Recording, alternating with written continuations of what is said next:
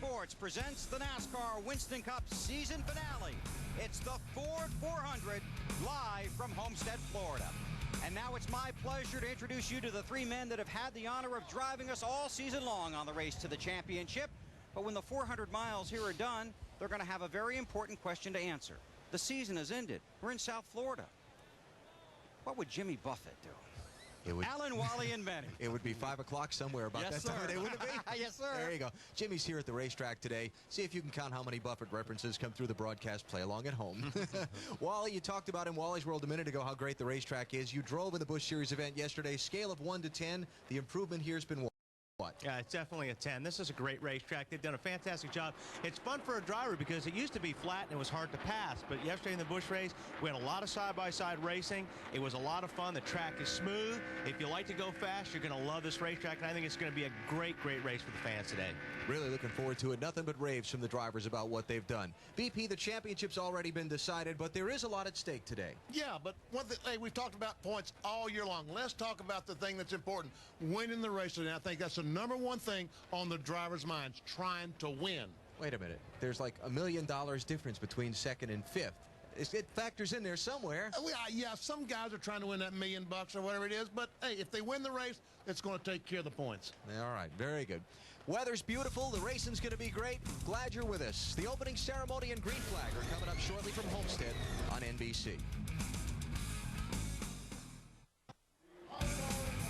The U.S. Army, part of the pre-race pageantry here at Homestead Miami Speedway today as we go trackside for the opening ceremony. Darrell Gwynn will present our invocation, followed by the singing of the national anthem by Grammy winner and South Florida native John Cicada. Let's bow our heads. Father God, today we are here to enjoy a great NASCAR race. May you give each fan much pleasure in watching this great race. May you give the staff at this beautiful facility the joy of having done a great job in putting on this race. Bless each team and driver with the satisfaction of having done their best. Bless the leaders of our nation with wisdom and the servicemen and women who are serving our country. Thank you for all that you do for us through your Son, Jesus Christ. And God bless South Florida, home of the greatest race fans. Amen.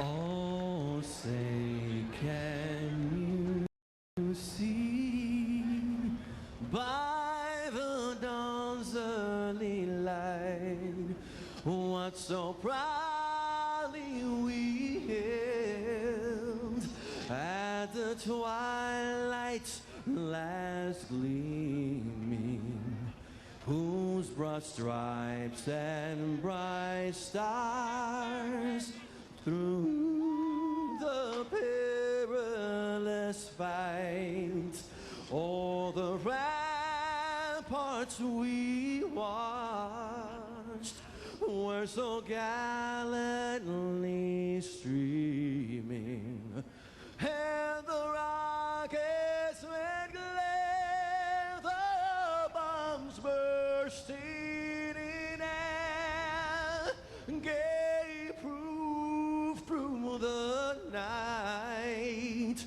that our flag was still there. Oh, say does that star-spangled banner yet wave o'er the land of the free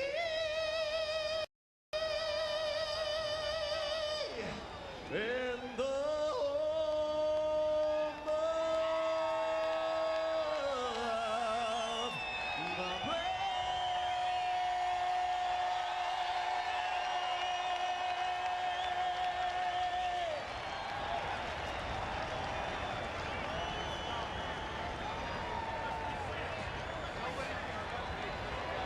Now we will call upon our Grand Marshal, Ford Vice President Jim O'Connor, to recite the most famous words in racing. Gentlemen, start your engine!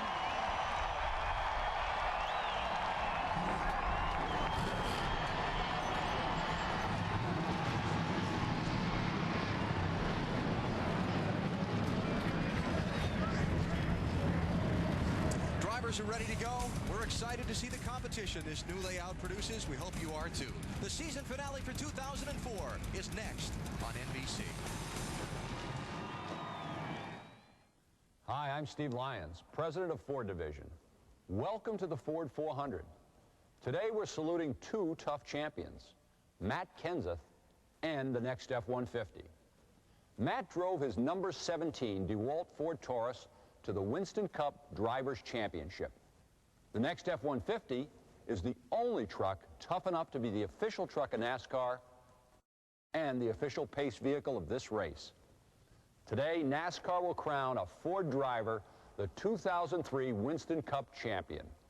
Ford and our dealers are proud to bring you all the action. Now enjoy the race. NBC's coverage of the Ford 400 is brought to you by Ford and the next F-150, the only truck tough enough to be the official truck of NASCAR. By Haviland, a Chevron Texaco product.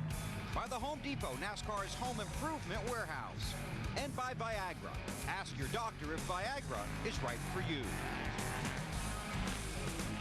NBC Sports live at the Homestead Miami Speedway, where the cars are rolling out onto the track. We saw BP in the Winston Victory Lap Salute last week at Rockingham, and in Winston's final race as NASCAR's series sponsor in 33 years of backing, it's the King, Richard Petty, that's the honoree today. With 7 NASCAR championships to his credit, 200 wins. 7 Daytona 500 victories, and the man who basically created the mold of what was expected of today's NASCAR drivers. The people talk about this being a fan-friendly sport so much. It's because Richard Petty set that standard many years ago and for many years. He has signed, I don't know how many million autographs, because if you want one, all you got to do is ask him. King will be joining us in the booth a little bit later on. We'll talk with Richard Petty after we get the race underway.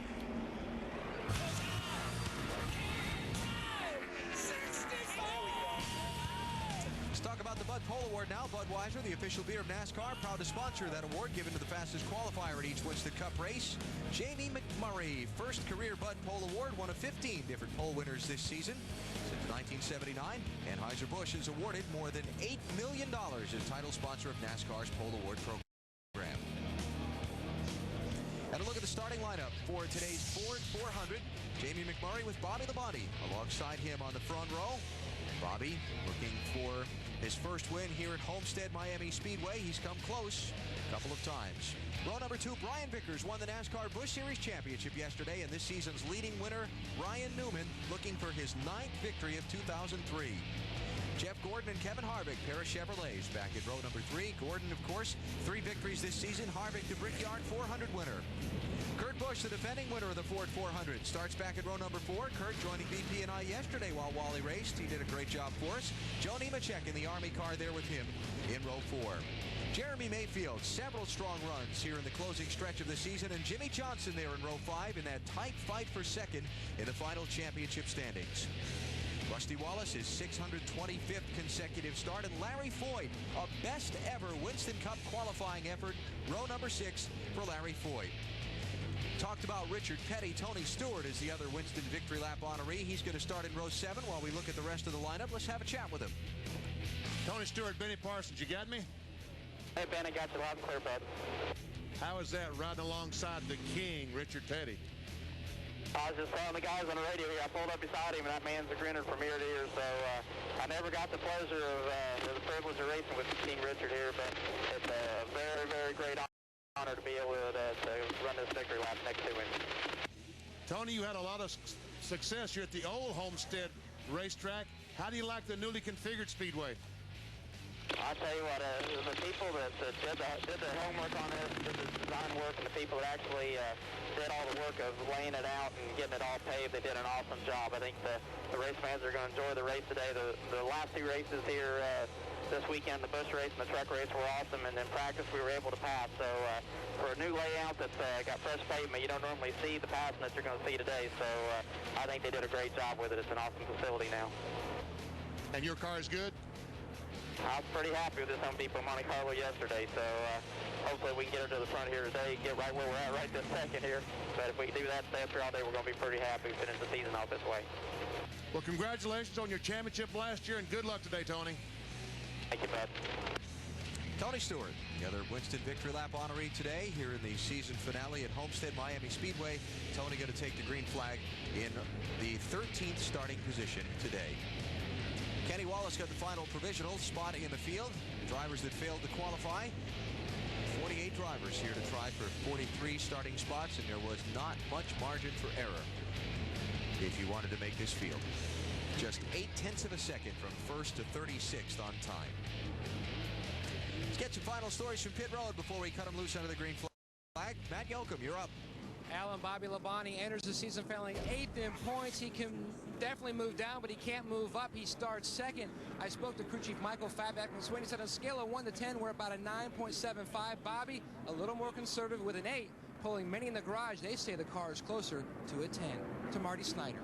Matt Kurt Busch starts 7th, and believe it or not, last race of the season, he has a brand new race car, but it has a 2004 body on it for the most part, except for the nose and the tail. They squeezed as many new pieces of the body as they could on this 97 car. The result, they've kind of struggled with the car this weekend, and it has been tight. Every practice they've had, lots of changes this morning. And by the way, Kurt bought a brand new race car to this race last year and won. Dave? Marty, today is the last chance for a lot of very successful NASCAR drivers to get their only win of 2003. Rusty Wallace is one of them. His last win, April of 2001. Mark Martin hasn't won since the spring of last year. His teammate, Jeff Burton, he hasn't won since Phoenix 2 years ago. If the 40 car of Sterling Marlin doesn't win today, it will have been 60 races since his last win. And Ricky Rudd, well, he won last year at Sonoma, but he hasn't won on an oval since September of 2001. Let's see if a veteran can win at the new Homestead Speedway. Bill? Dave, when Matt Kenseth first sat in a Robbie Reiser Busch car in the spring of 1997, Robbie leaned in the window and said, please, when you race it next week, don't wreck it. It's the only one I've got. Matt told me their agreement was to try the relationship for 4 weeks and see how it worked out. That was 6 years and 1 Winston Cup championship ago. Oh, those changes in latitude, changes in attitude, Alan. That's what, 3? Well, if you're counting. I am. Very nice. Thank you, Mr. Weber. Matt Kenseth going to come from the back and try and end his championship season with a trip to victory lane. Some firsts and some lasts here at Homestead Miami Speedway today. Last race for Winston as the NASCAR Winston Cup Series sponsor. 33 years. They've poured more than $100 million into the sport, and that's just in postseason prize money alone. That doesn't count the things like the Winston Noble Millions they did and the Winston itself. A last for Pontiac today. As the brand ends its factory-supported racing, yeah, teams could race a Pontiac beyond this year, but not likely without the factory sponsorship and a long and successful history for Pontiac in this sport as well. BP, they've got something like 100, well, I know exactly, they've got 154 NASCAR Winston Cup wins to their credit. And most of these teams next year will switch from the Pontiac to the Chevrolet. The only difference in the equipment being the sheet metal. And the new racetrack here at Homestead Miami Speedway. $10 million started construction in May, raising the banking from the much maligned 6-degree flat track to the progressively banked 18, 19, and 20-degree speedways. You've heard the drivers rave about the new configuration, and now we get the chance to get the proof as you see 400 miles of racing on this now very fast 1.5 mile layout. How fast is it, you ask? The pole speed was 24 miles an hour faster Friday than the track record was before. It's a great speedway. The team just love it. There's the flagman for today. Serena Williams, Grand Slam tennis champion, getting set to set the field of 43 loose in the season finale for 2003.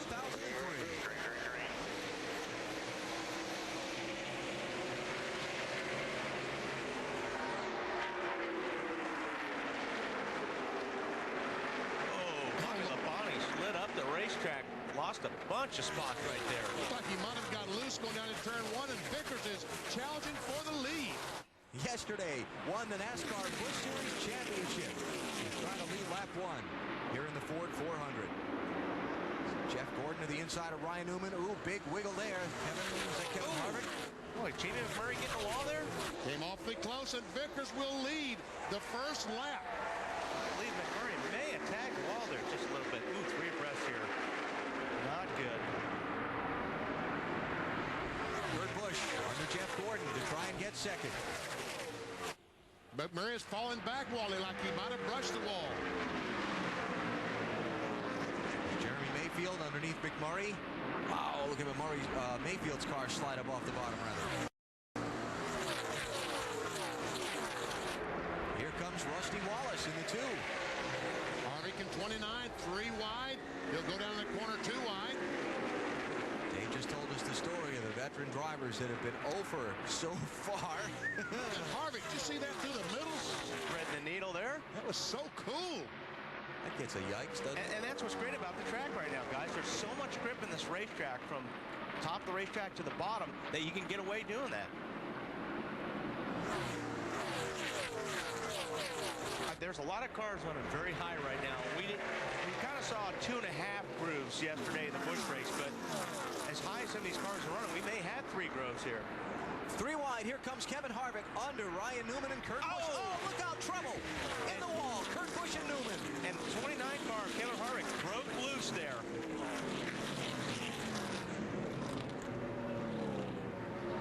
Ryan Newman looks like his day is over. A lot of damage to that car.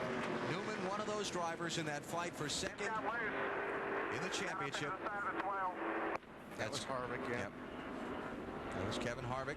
And you can see the 29 car just snapped there a little bit, and when he went up the racetrack to catch it, unfortunately, he had 2 guys next to him.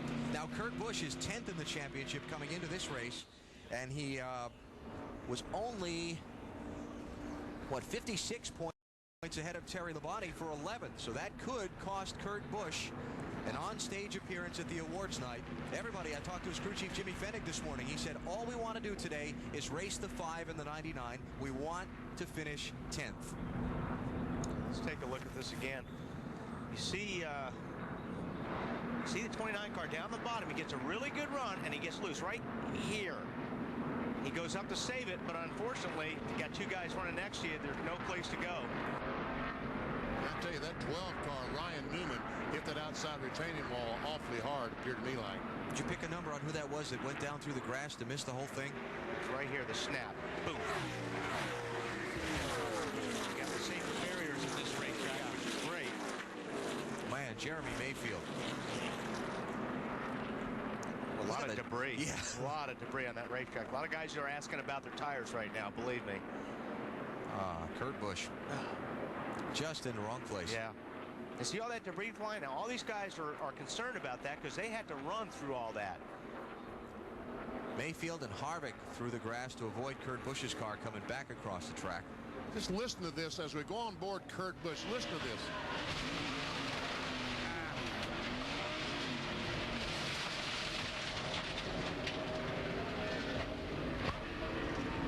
That's adding insult to injury, hitting the inside wall. Okay, I'm all right. Will the car start? And you see on the right-hand side of that last picture, the safer barrier here in place at Homestead. They added the barrier. There it is on the right. You see the space between the former retaining walls.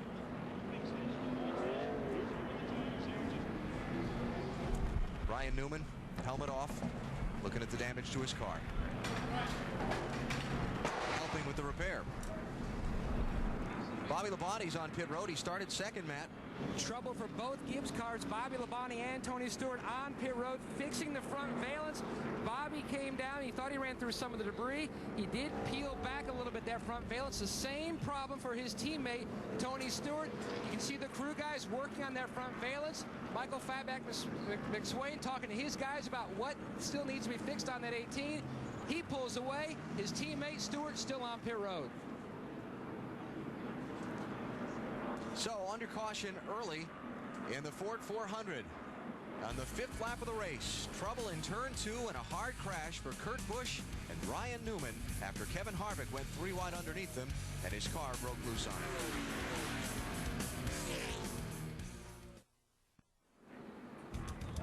Yesterday here at Homestead Miami Speedway, Brian Vickers receiving the NASCAR Busch Series Championship trophy from Danny Scott and Tom Wilson, the Busch brand managers from Anheuser-Busch.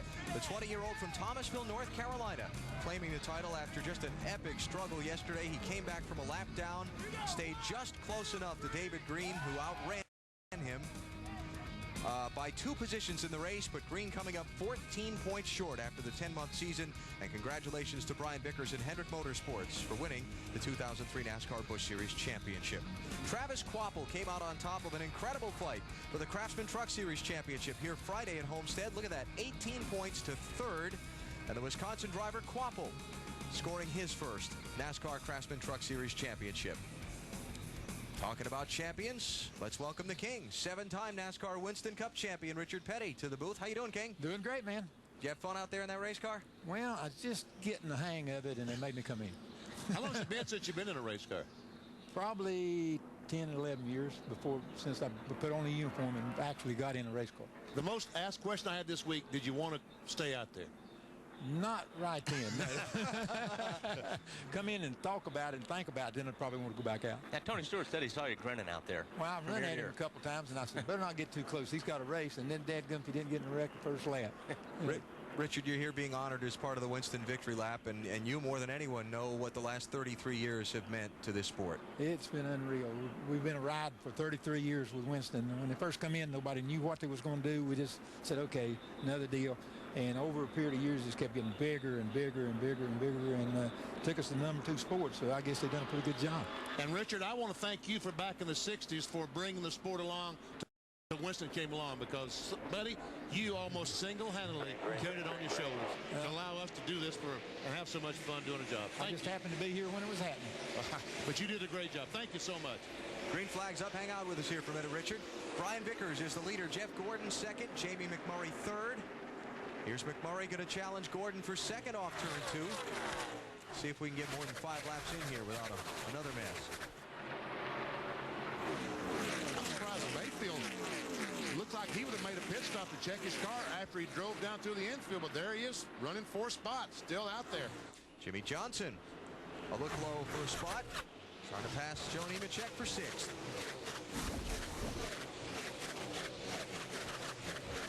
Now, just update you, the guys that pitted under that caution. Tony Stewart, Bobby Labonte, you saw. John Andretti, Casey Mears, Todd Bodine were in. Terry Labonte, Dale Jarrett. Sterling Marlin, Matt Kenseth, Ricky Craven, Ward Burton. Bill Elliott, Jeff Burton. Stopped, and let's see, Dale Earnhardt Jr. also stopped along with Elliott Sadler. Kevin Harvick was in too. Those were the guys who made pit stops under the caution. Dave? Alan, there are about 15 Alltel guys working on Ryan Newman's Dodge down here. The one working hardest, Ryan Newman himself. He has not stopped swinging that small sledgehammer at the right rear quarter panel. He's been working on crush panels and the right rear quarter, trying to get this thing ready to race. If I don't get a chance to talk to him, it's going to be because he goes right back into the cockpit to get back out there. I think that's the whole point, Dave, because he's probably so angry right now that he's taking it out on that quarter panel with that hammer. Jeff Gordon, rim riding off of turn 4, looking for the lead. Got it. Second leader of the race, Jeff Gordon. Jeff Gordon has already moved up to almost the center of the racetrack, trying to find the groove, the line that he gets around best. Check out Rusty Wallace. Yeah. The Blue Deuce. And, you know, you can run that high groove. If you can make a late entry here and your car not be loose getting in, the high line is definitely going to be faster. But, boy, if you're a little bit loose getting into the corners of this place, it's pretty scary. Takes your breath, does it? Yes, it does. Took mine 23 times yesterday. And Jamie McMurray is one of those guys that could do that. He could run that high line.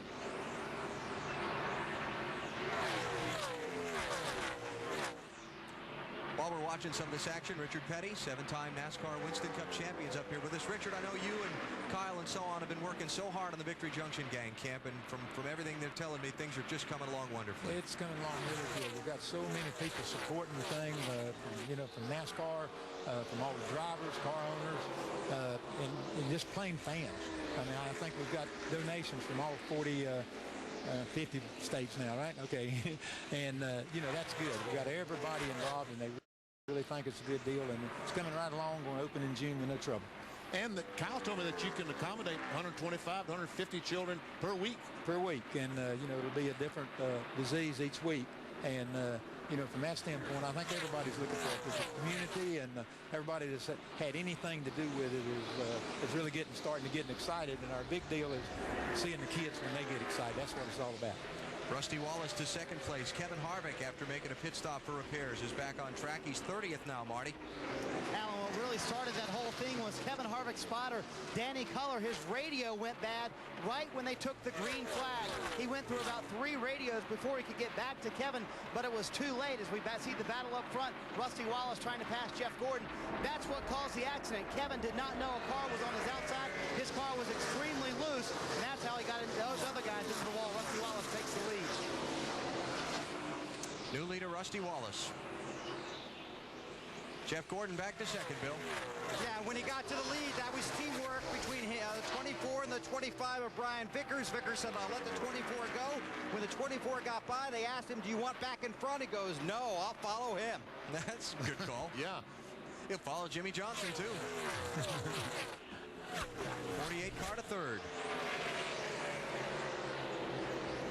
And Jeff Gordon and Jimmy Johnson are 2 of the guys fighting for that second place in the championship. Let's ride with Jimmy Johnson on the replay going through that accident off turn 2. Listen.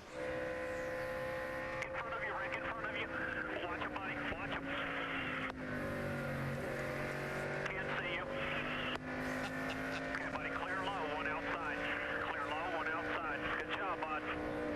Stuff flying through the air back at him. Can't see you. Chris Osborne saying, can't see you, can't help. Man. Johnny Benson picking up a spot around Jeremy Mayfield to 5th for the 10 car. JB's final ride in that machine. And Michael Waltrip trying to move up through that pack as well. Here's Jimmy Johnson on Jeff Gordon for second.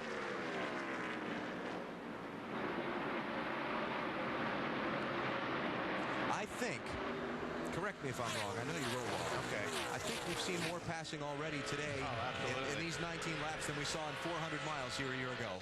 Absolutely. Tony Stewart trying to pick his way back after a pit stop under the caution. Maddie? He's already picked off 10 cars, Alan, on his way back to the front. He had to make 2 stops, one for tires and to work on that valence. The second one, they had to end up putting their 3rd piece of aluminum on the front to cover up some of the cosmetic damage. As Tony was leaving, he told the guys, we're going to make it very exciting going from the back to the front. We have the car today. All right, so you see the scoring serial on Tony Stewart as he tries to make his way back up through the field. Hey, Richard, I know you're watching that 43 car out there on the racetrack. Started 26th. He's up to 15th. Jeff Green doing a good job for you so far. So far, so good. We've got a long way to go, though, man. You know, and right now he's sort of holding his own. He ain't gaining nothing, not losing on that. So that's better than it's been. Richard, congratulations on the honor. Thanks for coming up and visiting with us, and continued success to you and the Petty Enterprises Group as you head for 2004. Thank you for the visit. Thanks, Richard. Richard Petty, 7-time NASCAR Winston Cup champion. Rusty Wallace is the leader of the Ford 400. You're watching NASCAR on NBC. NASCAR on NBC with the season finale for 2003, the Ford 400 from the new Homestead Miami Speedway. New leader, Jimmy Johnson, has just gone by Rusty Wallace to reclaim the top spot. Johnson out in front by a couple of car lengths over Wallace. There you see the gap between the top 2. New 3rd place car. Just behind them, that's Johnny Benson coming into the picture. JB has just passed both Jeff Gordon and Brian Vickers to take over 3rd. Talked about Jamie McMurray maybe scraping the wall in the opening lap.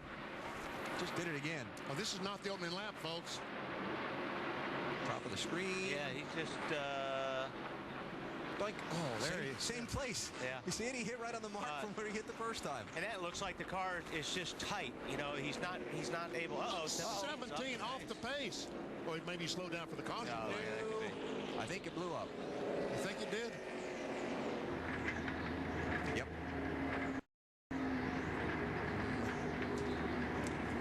I think they might have tuned her up to try and end that championship season with a big win. Yeah. And found the edge of its tolerance. Second caution of the race, Jeff Burton, his Roush Racing teammate, was off the pace, and it sounded to me like he had lost a cylinder in that 99 car.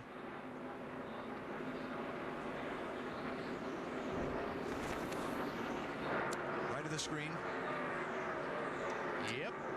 There she goes.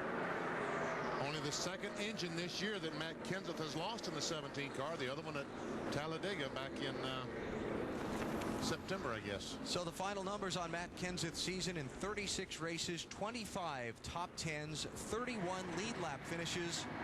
2 races he will have failed to finish. The NASCAR Winston Cup champion for 2003, though this is not going to end certainly the way that he wanted it to.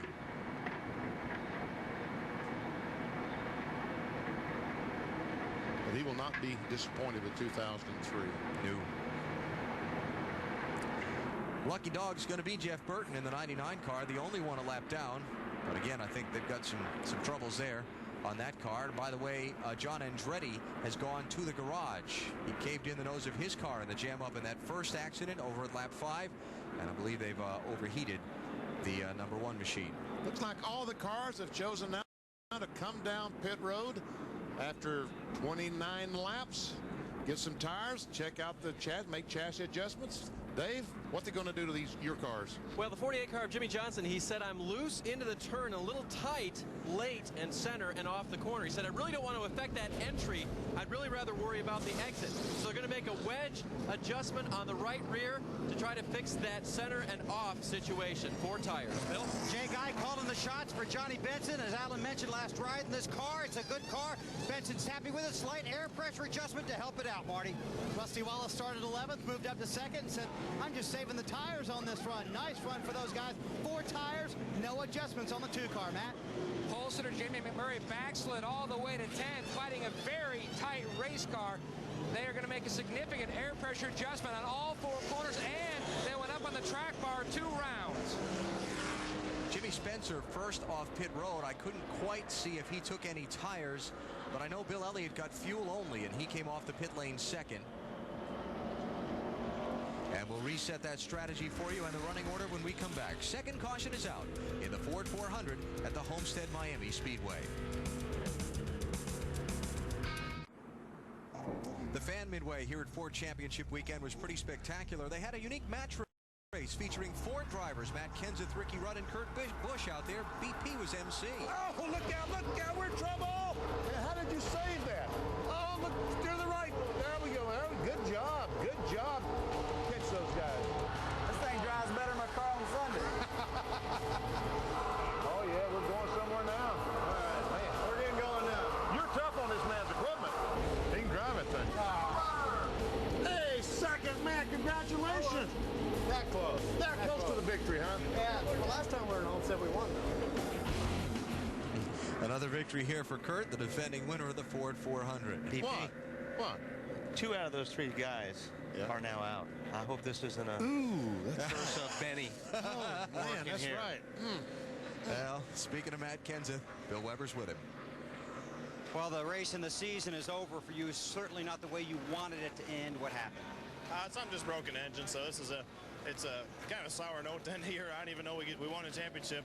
It's kind of hard to sit around for 3 hours and wait for the celebration to start, but it's real disappointing. We blew an engine last year, the last race of the year too, and I don't know what broke it. Sure didn't have very many miles on it, and it took something, piston or a rod or something out of it, and just started shaking and blew up. So I'm real thankful that the motor department did a good job for us as far as reliability all year. Second failure we had this year, I wish we could get that down to 0, but a lot of my teammates had a lot of trouble that we've been lucky enough to avoid all year. Were you trying to push it a little bit today, Matt, in the engine room? Not really. I mean, you know, they had some different pistons in it. They thought were just, 3 or 4 horsepower better.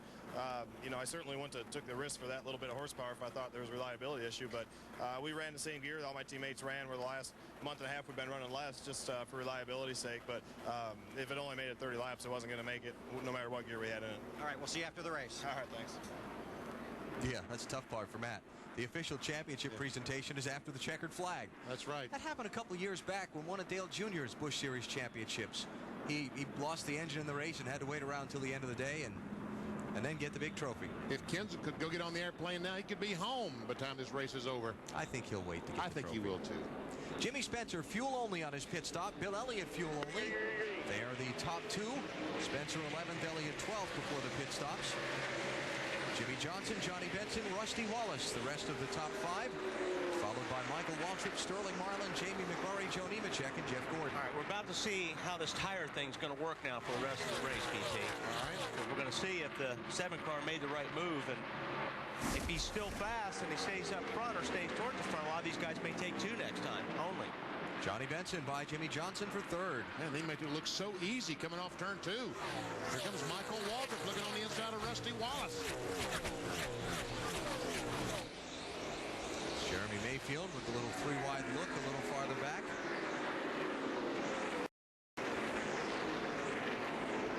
Sir pole sitter Jamie McMurray in a 42 car. Whoa, that was close. Back in the 8th position. Rusty Wallace going by. All of a sudden, Johnson's car coming to the pits. Must have a flat. Left front. Does that left front look funny? Dave? Yeah, they talked about changing left side tires, so it's one of the 2 left sides they know is down.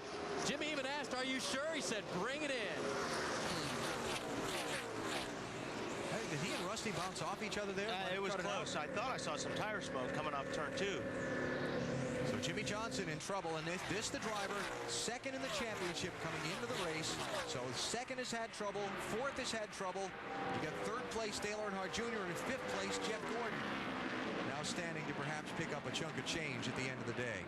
Jimmy Johnson only changes left side, but he has to adhere to a 45-mile-per-hour speed limit down pit road, which is assures him of being left before he can get the car back up to speed. But he will be the lucky dog for a while. Next car down is John Andretti, 6 laps down. Right. Well, Jimmy Spencer and Bill Elliott taking fuel only on their stops, Matt. Pulling a number of crew chiefs this morning, Alan, they were concerned about the heat in the tires, but Tommy Baldwin, no tires on your stop for track position. Are you concerned at all about the heat in the tires today? No, not really. The winner of yesterday's race had 104 laps on the tires at one time. He held his ground. You know, basically want to just keep it in track position, keep the car in clean air. You know, we'll probably get passed by a couple of cars here, but we'll take our lumps. And I'd like to say hi to Frank and the guys over in Iraq. They made a couple hats for us to wear, and thanks for keeping everybody safe in the United States. Johnny Benson. Here he comes in the Pontiac. As you talked about earlier, the last race for Pontiac-sponsored cars goes to the front. New leader. Johnny Benson started 21st at lap 39. He's going to be out in front. Now Bill Elliott on Jimmy Spencer for second. Elliott, winner last Sunday, Rockingham, North Carolina. His 44th NASCAR Winston Cup Series win. Is this the end of Bill Elliott's full-time NASCAR Winston Cup Series campaigning? A lot of rumors. Elliott says he won't address it till the season's over. Jeremy Mayfield, his teammate, sliding by Sterling Marlin, the 19 car up to 9th. Jimmy Spencer's car that time, BP, looked like it was a little bit tight. He was pushing a little bit. You got full fuel load in that car. What the tires had, what do they have, about 30 laps on them, Alan? Yeah, pit stops are at lap 30. So, you talking about Spencer? Yeah, Jimmy Spencer. Yeah, Spencer stopped. He hasn't stopped yet, so 40 laps. 40 laps with the fuel, full fuel load. Hasn't stopped for tires, let me clarify. He did take on fuel. How about Sterling Marlin, Matt? He gained a bunch of ground on his pit stop. Certainly did. Alan took on 2 tires for track position on that stop, but also to help tighten that race car up. He was fighting a very loose condition. They also made an air pressure adjustment while his teammate, the pole sitter, Jamie McMurray, his car still tight. He radioed crew chief Donnie Wingo, said the car is really tight. Wingo said 10-4 on the 10. He goes, no, it is really tight still. All right, so Jamie McMurray, the pole sitter, backsliding now to 12th position here at lap 43. Todd Bodine working on him. We mentioned Sterling Marlin. He was 19th before the pit stop. Came off the pit lane in 6th position, but he's lost a couple of spots since then. He's now back to 10th. Johnny Benson out in front. He led 8 laps the entire season prior to today. He leads the Ford 400 after 42 of 267 laps. 400 is brought to you by Ford and the next F-150, the only truck tough enough to be the official truck of NASCAR. By Stacker 2, the world's strongest fat burner. He's coming back. By the United States Army, an army of one. And by Napa Auto Parts. Napa, get the good stuff. Homestead Miami Speedway with a new leader in the Ford 400. Bill Elliott has just gone around Johnny Benson. Elliott closed up on Benson's back bumper. Johnny kind of pulled down off turn 4 a lap ago, and said, go on, you have it. But Johnny hasn't lost too much ground on him since the pass. Really got him up on the high side, had the momentum. Like you said, Johnny just kind of gave him the clean pass, pull behind him, and stay there. Bill Elliott started 20th today. Has worked his way all the way to the front. And you were talking about the tire thing. I guess we're seeing taking no tires if your car's pretty well balanced is going to be okay today because Elliott got no tires on his pit stop.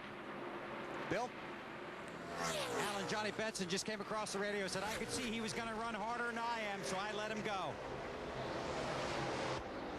Comes Rusty Wallace trying to get by Michael Waltrip for third position.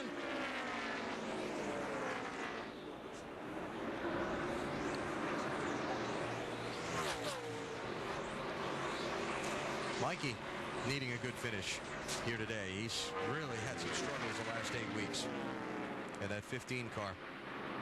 He was in the top 10 of the championship standings through the first 27 weeks of the season, BP, but a wreck at Bristol in August kind of started to slide. They've had 7 finishes of 32nd or worse since Bristol at the end of August. They've been in some accidents. They've also had some engine situations.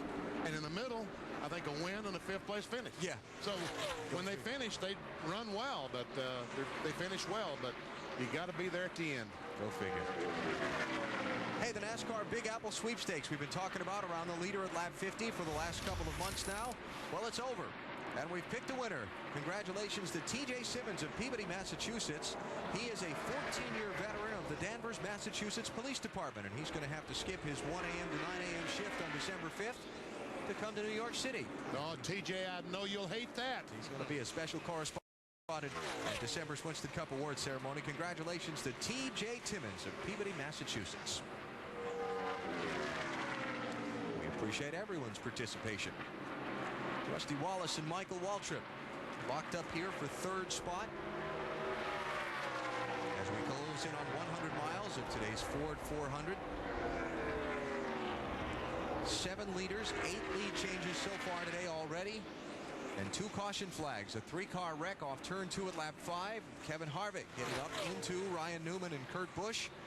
And then Matt Kenseth, the Winston Cup champion, lost his engine at lap 30 and brought out the caution flag. The leading Ford in today's race so far is the 16 of Greg Biffle, who's back in the 6th position, but they better make that 7th as Jeremy Mayfield, 19 car.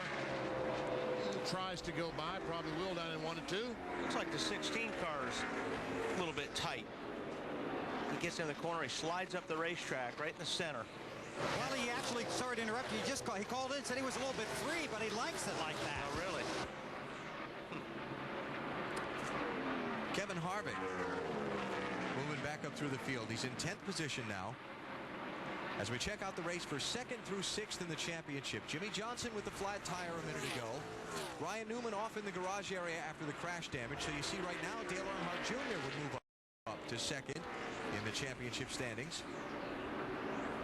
And again, the difference between 2nd and 6th is just about $1 million. Well, to me and you, that's a lot of money. Sure is. I think it is to them, too. Yeah, I think it is, too.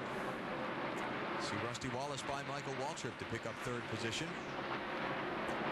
Marty Kevin Harvick doesn't appear to be any the worse for wear after the accident back at lap 5. Yeah, remember, Alan, they fell back as far as 38. Kevin has not said a word on this green flag run unless you think it was a pit call, maybe taking 2 tires. They did take 4 on that last stop. The car very good. They have raced their way from 38th to 10th. Pretty impressive. And speaking of impressive, just in front of Kevin Harvick there, the red, white, and blue 54, Todd Bodine, 34th is where he started, and he's in 9th now. So nice drive there for Todd Bodine, a team that still doesn't know what its sponsorship picture is for next season. Wendy's race menu. Still got a little bit more business to do after today's season-ending race. It's the handing out of all the hardware and all the checks. The NASCAR Winston Cup Award ceremony from New York. It's TNT Friday, December 5th at 9 p.m. Eastern Time. Hope you'll join us for that. And that's where Matt Kenseth will pick up, what, $4.5 million or something like that? Yeah. Wow, staggering. Back in 1973 when I won a championship, I think it was about $70,000. Really? Yeah. Little difference. Bill Elliott is the leader of the Ford 400. As we close in on the 100-mile mark through the field when we come back to the Homestead Miami Speedway.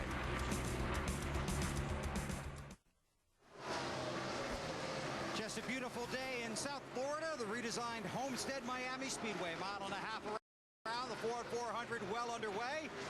Final race of the NASCAR Winston Cup season here in 2003.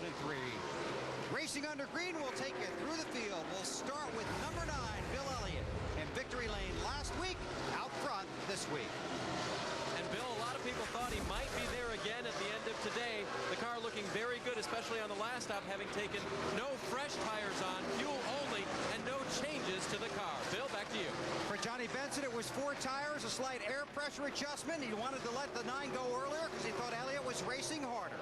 Marty. Rusty Wallace is in third behind Johnny Benson. Car just a little bit tight. Billy Wilbert, his crew chief, radioed in. How is the car? Rusty said, I'm just a little bit tight, not too bad. No changes. Matt? Michael Waltrip just gave up that third spot to Rusty Wallace. The reason his car is starting to go to the free side, Slugger Labby working on what adjustments to make to the car for the next stop. Jeremy Mayfield is, of course, a teammate to Bill Elliott. Both cars red. Both cars have a 9 in them. Both are very fast. And both had no changes on the last stop. Matt? Jimmy Spencer, remember, no tires on that last stop. It's starting to hurt him. The car is starting to go to the free side, meaning the back end wants to start to come around on entry and on exit. Tommy Baldwin will make an air pressure adjustment on their next stop, Bill. 4-time champion Jeff Gordon. His car is just a little tight in the center of the turns. He's hunting for the right groove on this new track. Here's his conversation with his crew. Hey, I'm really shocked. I mean, the fast guys are on the bottom, and it's hard to stay down there. But there's not much of an outside groove, especially down there at 3 and 4. Keep an eye on that, Ron or Robbie, you know, if that outside lane comes in, because I'm going to have to stick to the bottom here, I believe. Riding high right now. Gordon in the 24, trying to get to victory lane. He's never won at this track. Marty, about the 29. A pretty impressive run for the 29. Power move past Jeff Gordon on the last lap. Going after Jimmy Spencer here off turn 2. No lingering effects from the accident on lap 5. Car, excellent. Bill? Todd Bodine on his first pit stop, 4 tires, fuel, no changes, but now the car is a little bit tight. They will make an air pressure adjustment on the 54 car. As for Mark Martin, just talked to his new crew chief, Pat Tryson. Car is good. Mark started deep in this field and has moved his way to the top 10, looking for his first win since May of last year. Yeah, he started 40th, Bill, and he's cracked the top 10. It's Bill Elliott. Go ahead. And he's one of the fastest race cars on the track right now. Last lap, he was the fastest car. I'm talking about Mark Martin in the 6th. Bill Elliott, one of 7 different drivers who've traded the lead 8 times today. He's out in front, just past 100 miles. And let's continue going through the field. How about 11th place, Greg Biffle? Check that. Sterling Marlin has just passed Greg Biffle for the 11th spot. Matt? He just jumped in that 11th spot. Sterling Marlin fighting what he's been fighting most of the day, starting at lap 4. He is just way too free. 2 tires in the last stop didn't help. They're looking at maybe unhooking the rear sway bar on their next stop, Bill. Now the 16 of Craig Biffle, the car is loose according to the driver, but if you watch it, it actually looks tight. Some of that may be attributed to the air dam damage in the front of that car. We'll see what happens, Dave. Joe Nemechek started this race 8th, has fallen back just a bit. His car's been pretty loose. They made a 4-tire and air pressure adjustment on their last stop, and it's gotten a little bit better. Bill? The 22 car of Scott Wimmer trying to climb into the top 10, but a strong run for him so far. Had a good pit stop working his way forward, Matt.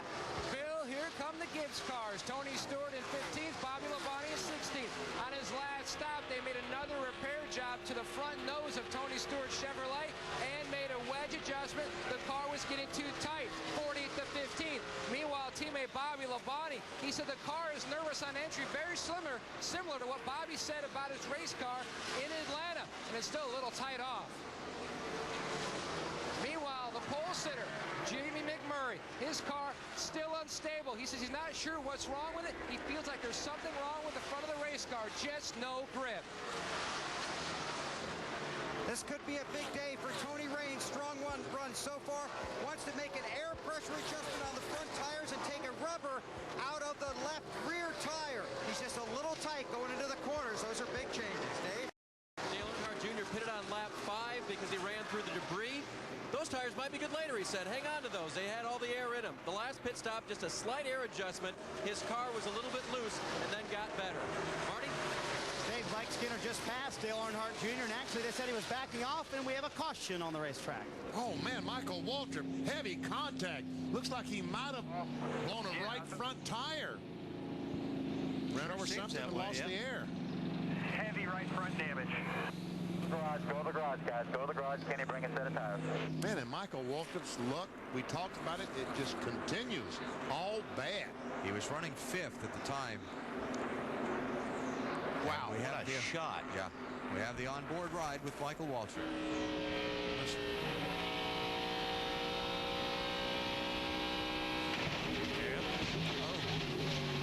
Usual for a tire to blow like right there. Yeah. Usually it's when you're going into guys, the I corner. think we blew it right front. Talk to me when you get a chance, Mike. Must have run something over. Straight to the garage for Michael Waltrip. And the disappointing late season continues for the 15 team. All right, here the cars come down on the pit road. And all the cars must enter the pits at the access road going in turn 3. Even on the green flag, that's where they've got to come in on the pit road. 20, let's see, make it 32 cars will be on the lead lap. Now, there isn't a speed limit on the access road, but you can't pass the pace car. So that's why they're running along about 45, 50 miles per hour. Now, when they cross this white line, then the 45-mile-per-hour speed limit starts. Dave? Life is simple right now for leader Bill Elliott. Great race car. No changes on the last stop. No changes on this stop. Just fresh tires and full of fuel. Bill? Going to be just a slight left side air pressure adjustment for Johnny Benson. Had a great car. They asked him to stop short so he wouldn't have any trouble getting out when the 74 pits in front of him, Marty. Rusty Wallace to his crew. The car is perfect. Don't touch a thing. Billy Wilburn to his crew members. Give me 4 skins and a fast pit stop. Rusty wants to tear away off the windshield. You see that coming off? And another fast stop for the 2 bunch, Matt. The 7 of Jimmy Spencer hits pit road in the 8th position. They've already made a track bar adjustment up half a round to try to free him up.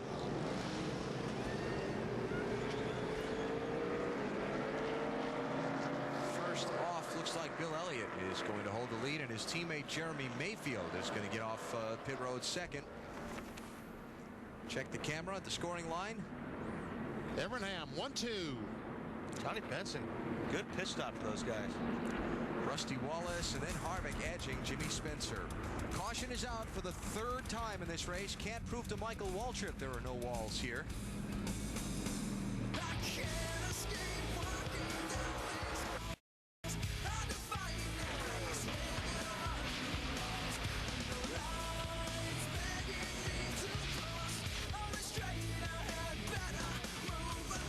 Spin up ahead. Stay up high. Clear. All clear. Nice job, man. Oh, I made it.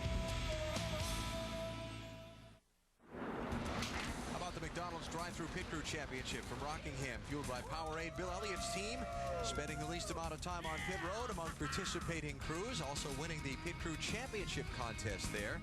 A story for a day later in this month. The season standings were tied coming into this race for the $200,000 top prize, but with Michael Waltrip going out of the race, it looks like Dale Earnhardt Jr.'s team's going to win it. Dale Earnhardt Jr.'s team gets $200,000 plus what they've won this year. I think Slugger Labbitt told me this morning that his team had won $100,000 in that competition this year. Plus, they were hoping to get the $200,000. Not to be, Slugger, sorry. So we'll tip the cap to Dale Earnhardt Jr.'s guys for winning the big bucks. Bill Elliott's crew got the job done quickest on this set of pit stops. Let's meet the men over the wall. Mike Ford, crew chief, Morristown, Tennessee. Mike Jansen, Windshield, Sibley, Iowa. Nick Bailey, front tire carrier, Huntersville, North Carolina. Jim Pullman, front tire changer, Oak Lawn, Illinois. Todd Colburn, Jackman, Saline, Ohio. Eric Wakeland, rear tire carrier, Plymouth, Indiana. Joe Kruschek, rear tire changer, Piers, Minnesota. Rodney Rhodes, gas man, Chesapeake, Virginia. Steve Lawrence, catch can, Sound Beach, Long Island, New York. Bill Elliott's crew got him out first after their speedy 4-tire change. Michael Waltrip in the garage. And he is standing by, has looked over the tire, has looked over the right front fender there. Look over yourself. Are you okay? I'm fine, but one day, man, they'll refer to me and Rusty Wallace, Dale Jarrett, us guys that used to race around these tracks with concrete walls around them as pioneers. these safer barriers. I can't overemphasize or overstate how significant it was that was out there. I was right on the very bottom of the track, blew a right front, and experience told me that I was fixing to get hurt, and went up and hit the cushiony wall, and while it didn't feel good, the Napa Chevy held together, and we're not hurt. So had a really strong car, run the top 5 most all day. Thank Napa, Domino's, Klausner, Oreos, all the folks that made this year possible. It's a good one, but it ended on a bad note. All right, well, they're going to see if they can get it back out, but it's pretty well damaged, guys. Okay, Dave, thanks. Michael Waltrip probably done for the day. Now, Jimmy Johnson in that 48 car is 1 lap down, needing to get himself to the front of the cars 1 lap down to try and get the Lucky Dog Award. Ricky Craven got it on this last caution. And that right there puts Jimmy Johnson in position to get his lap back if the yellow comes out. Hey, he's going to pass the leader. He's not going to worry about getting the Lucky Dog. Just stay in front of Bill Elliott. Caution flag comes out. They'll let you go around and make up that lap and a half. Battle for the lead. Here comes Benson. Oh, no, couldn't make it that time. Johnny Benson under Jeremy Mayfield for second. It's a change of position. Remember, Mayfield beat Benson off the pit lane.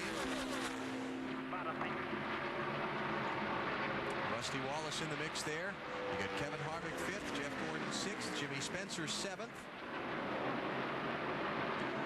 Mark Martin, Todd Bodine, and Greg Biffle rounded out the top 10. Boy, Benson is really coming off the corner. He's going to lose second position to Mayfield. But he runs that bottom groove and really comes off the corner well. Remember that Johnny Benson did the Goodyear tire test here a few weeks ago, along with Scott Wimmer and Dave Blaney. Nothing but praise for the racetrack's layout.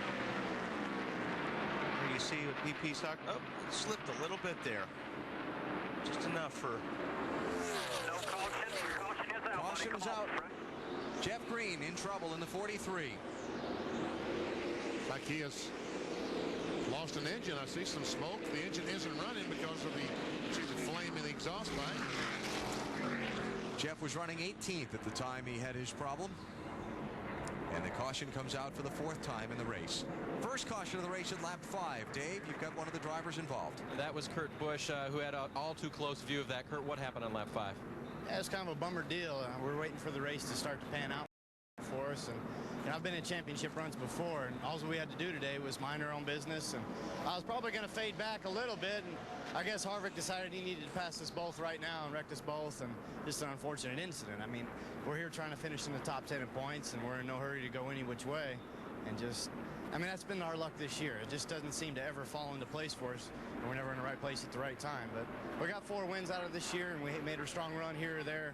It's tough. I wish I could have got the race today, and maybe get in the top 10 in points, but oh well.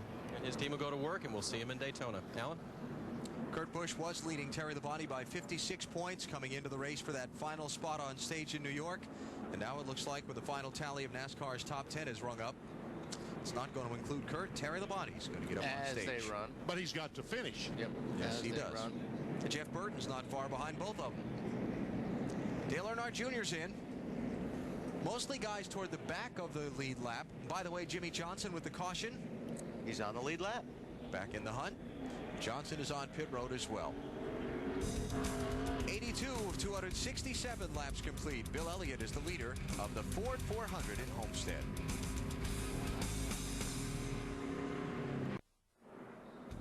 Still cleaning up as we work caution for the 4th time in the Ford 400. 83 of 267 laps complete. None of the front runners made pit stops, and we've got a little more work to do before we see the green flag. So let's take another break. You're watching NASCAR on NBC.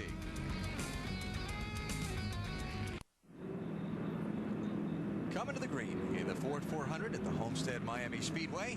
NASCAR on NBC with coverage of the final race of 2003. Bill Elliott, Jeremy Mayfield, and Ray Evernham's Dodges are running 1-2, followed by Johnny Benson, Rusty Wallace, and Kevin Harvick. 34 cars on the lead lap. Steve Park, the AOL, calling the bottom. Lap down to the leaders, trying to race along.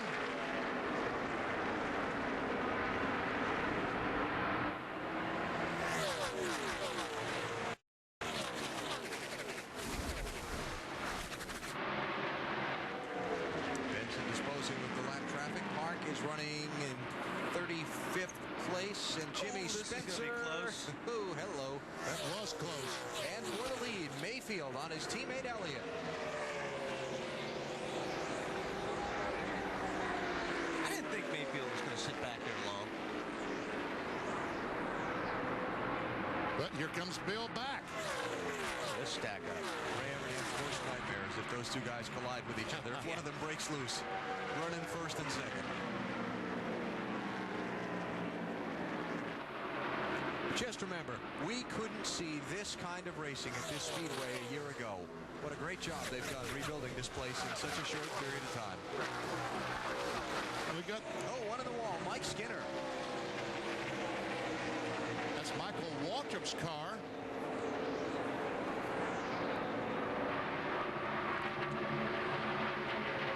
Like he might have just gotten loose off turn 4. Don't know. No caution flag. Yellow's not out yet. No. NASCAR race control communications. The spotters around the racetrack are saying everything's clear, no debris.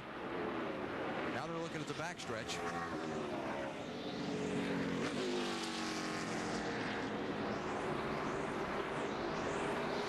And we stay under green. Third place, Rusty Wallace working over Johnny Benson. Mayfield and Elliott have settled it out with Mayfield leading for now. See if we can see what might have happened to Mike Skinner as he exited turn 4. Whoa. Oh, just got high and got it loose, and the back caught and the front said bam. I'm not sure the 38 car maybe didn't take some air off that spoiler, VP. This is Jimmy Johnson. One up against the wall here. One up against the wall. One up against the wall. No caution. No caution. Outside. That's close. Now, I'll tell you what, those spotters, they work nonstop, don't they? Always nice to have good brakes on the car. Yes. Remember, Jimmy Johnson is back on the lead lap after that last caution flag, so he's trying to come back from the tail end of the field. Got more on Mike Skinner, Marty? Yeah, they said he just got loose, and guess who just showed up at his pit right before he wrecked? Michael Walter, the team owner. He said, I'm just bad luck today. I'm going to go home. All right. He may be going home by himself. New leader. Bill Elliott back around Jeremy Mayfield.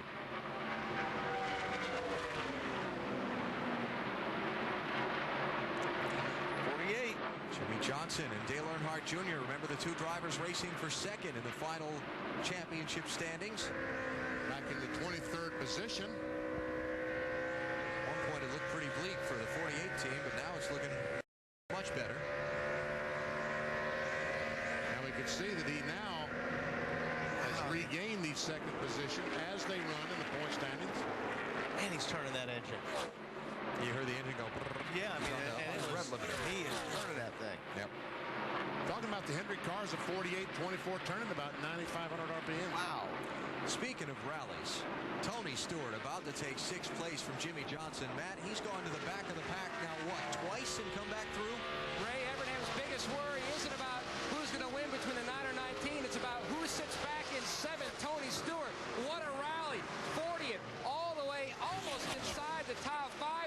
They made an air pressure adjustment and a wedge adjustment on that last stop to fix that tight condition.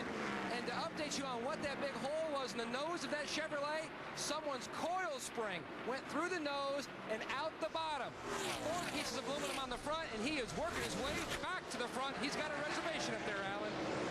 Well, the coil spring must have been out of the 12 or 97. That was from the accident back at lap 5.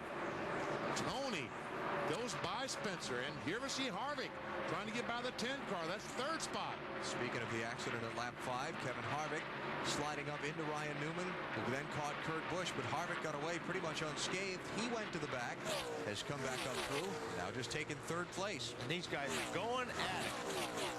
Todd Bodine, Jimmy Spencer, Biffle, and then here goes Mark Martin on the inside of Biffle.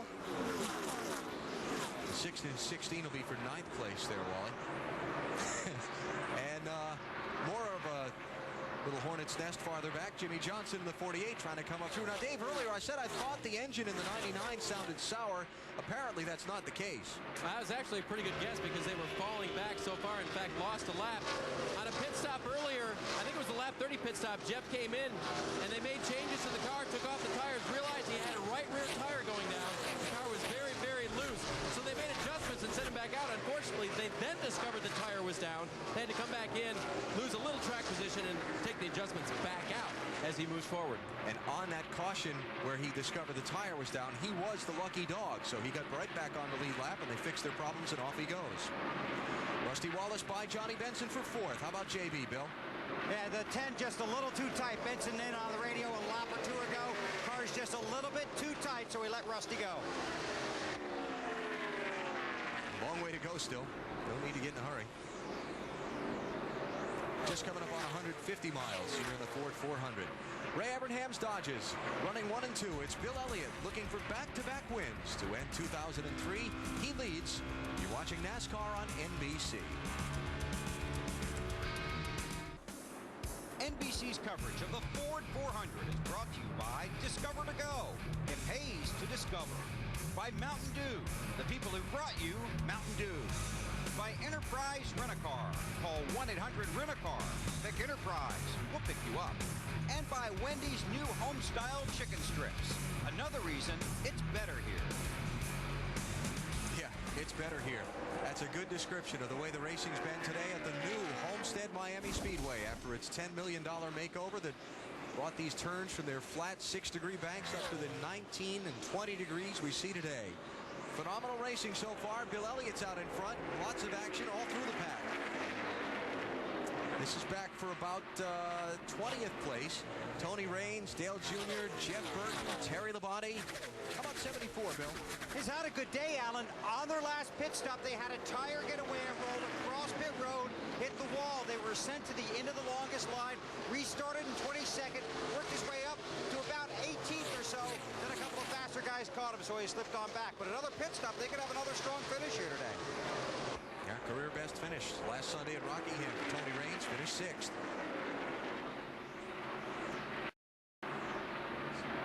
And entering this final race of the season, another team still not sure exactly what lies ahead. Sure, they got people looking at them probably for next year. They're saying, hey, watch this race. We'd like to have your company on the side of our car. So, yeah, this is an important race for a lot of teams. Todd Bodine, I think, is another one. Their team does not have a sponsor for next year, and he's running very well. Jeff Burton, the 99 car, if sponsorship has not been announced. Talking about things ahead for 2004 and some of the teams. How about 2003? It's been a year, not only the action on the track, but of major headlines off the track. And here's what I want to know from you today. Our Singular Wireless Race Talk poll, I gathered up what I consider to be 4 of some of the top headlines in the sport this year. The Winston to Nextel situation.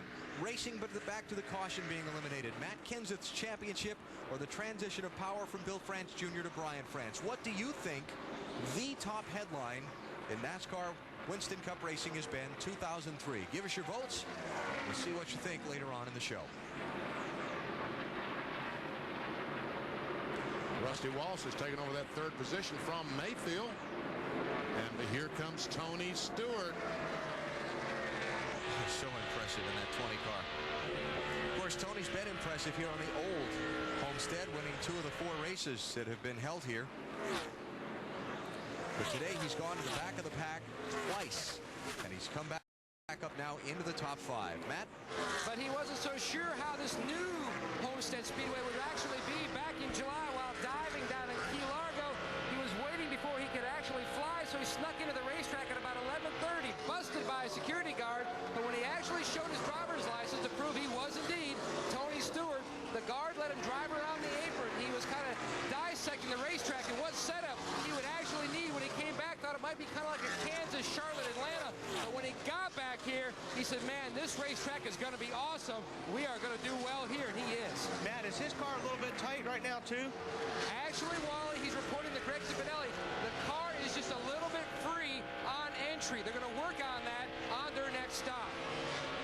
And you can see sun already being a problem as they go down the front stretch driving in turn 1.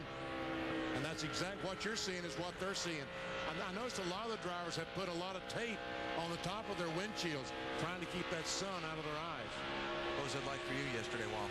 It wasn't too bad. I mean, a lot of guys run dark visors, and but like BP said, there's a lot of guys that did put some tape on the top of the windshield. We didn't, but I run a real dark visor, so it wasn't too bad.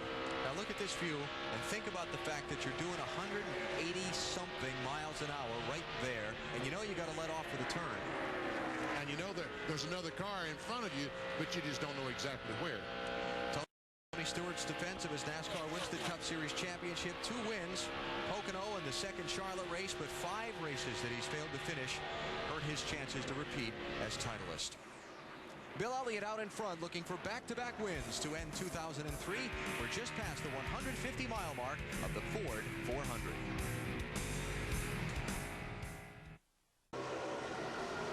Back at the Homestead Miami Speedway, back in the garage, Kurt Busch getting ready to pull back out on the track. That's his teammate, the new Winston Cup champion, Matt Kenseth, sticking his head in the window, saying, way to hang tough, get back out there, get what you can, guy. Trying to get Kurt to finish in the top 10 at points, so every lap could be very crucial for him here as the afternoon wears along. That was just a few minutes ago. Right now, out on the track, Bill Elliott, as you watch him live, continues to lead here in the Ford 400. Let's take you through the field. Bill Elliott's out front. That means Dave Burns bats lead off. And Bill, I talked to his crew chief, Mike Ford, this morning about what they fought yesterday in practice and final practice. And he said, loose in all day long, but I think we got it right. Yeah, I think they did. They still lead. Marty? On the last pit stop, just a half pound. Now the right front for Kevin Harvick. The car has taken off, Dave. Nothing on the radio from Kevin this run. The only thing to him, same lap times as the leader, Matt. Tony Stewart continues his march through the field up the third, trying for his third Homestead victory. He said on the radio to crew chief Greg Zipadelli, we need to be a little bit better on entry. We are decent in the center, Marty. Matt, Rusty Wallace says the car is really good right now, but he did come on the radio and said the track and our car is starting to tighten up. Maybe we should think about an air pressure adjustment on the next stop, Dave. Jeremy Mayfield reported that his car was a little bit loose at the start of this run, and that's how he lost positions. Car has maintained a little bit at this point. Bill? Greg Biffle is on pit road with a flat right front tire. He's been unhappy with his car. They wanted to free it up a little bit, was disappointed in the horsepower, had to pit right there with a flat tire. Back through the field. How about the 7, Matt? Having an awesome day for Jimmy Spencer in the 7, currently in 6. The half round up on the track bar, he needs more of that on the next stop. The car just still way too tight. Meanwhile, Bobby Labonte, the nervous condition of the car at entry has improved. They pulled the spring rubber and track bar on that last stop, and it has helped considerably in 7th, Bill. The 10 car of Johnny Benson's starting to get a little bit tight. They'll make an air pressure and track bar adjustment on their next stop. Mark Martin says his car is just a little bit tight. He was also having radio problems. He was having trouble hearing his spotter as he was coming through traffic. Another solid run by Todd Bodine. The car is just a little snug. Air pressure adjustment and fuel when he pits. Upstairs to Allen. Those are your top 10. Bill Elliott leads as we are just past the 150-mile mark. We've got 30 cars on the lead lap, and we should see a round of green flag pit stops beginning about 10 from now. Got a car on the wall. 25 car? Brian Vickers, caution flag has just come out. Another right front, it looks like.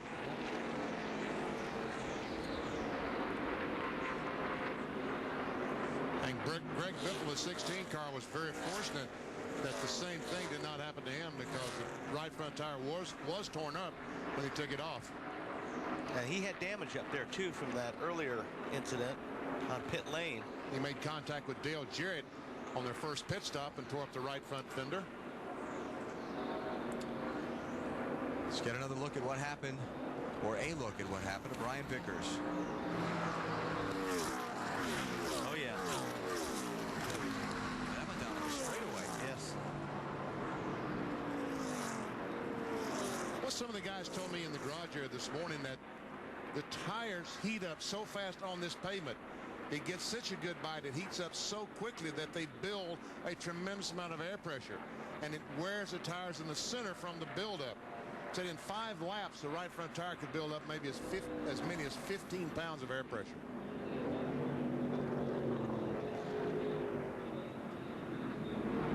And with that much pressure, they're going to get very hot. Yeah.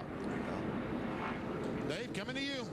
Competition, this is a recording. Car is great, no changes, 4 tires and fuel. Bill? Kevin Harvick in second, Dave. He describes the car as, quote, ideal. 4 tires, no changes for the man. Remember, they fell back as far as 38, up to second now, Matt. Tony Stewart said the car was a little bit free on entry, but as the fuel load burned off. The car started to come to them. They're going to make another wedge adjustment. The wrench is in the back window as Shaggy Larson cranks on it. They hit the lugs in the left front to Bill. Slow stop for Johnny Benson's team. The car was just a little bit tight. The right rear tire got away. That slowed him up on the left side. That cost him several positions. Let's check the camera at the scoring line at the end of pit road. Looks like we're going to have a new leader on the stops. Kevin Harvick, the 29 car, goes to the front, followed by Bill Elliott, Tony Stewart, and then Jeremy Mayfield. Rusty, Jimmy Spencer still hanging around the front all day. Things are going to pick up now because I feel like we've got the 3 fastest cars running 1, 2, 3. Fifth caution of the race is out of the Ford 400 at the Homestead Miami Speedway.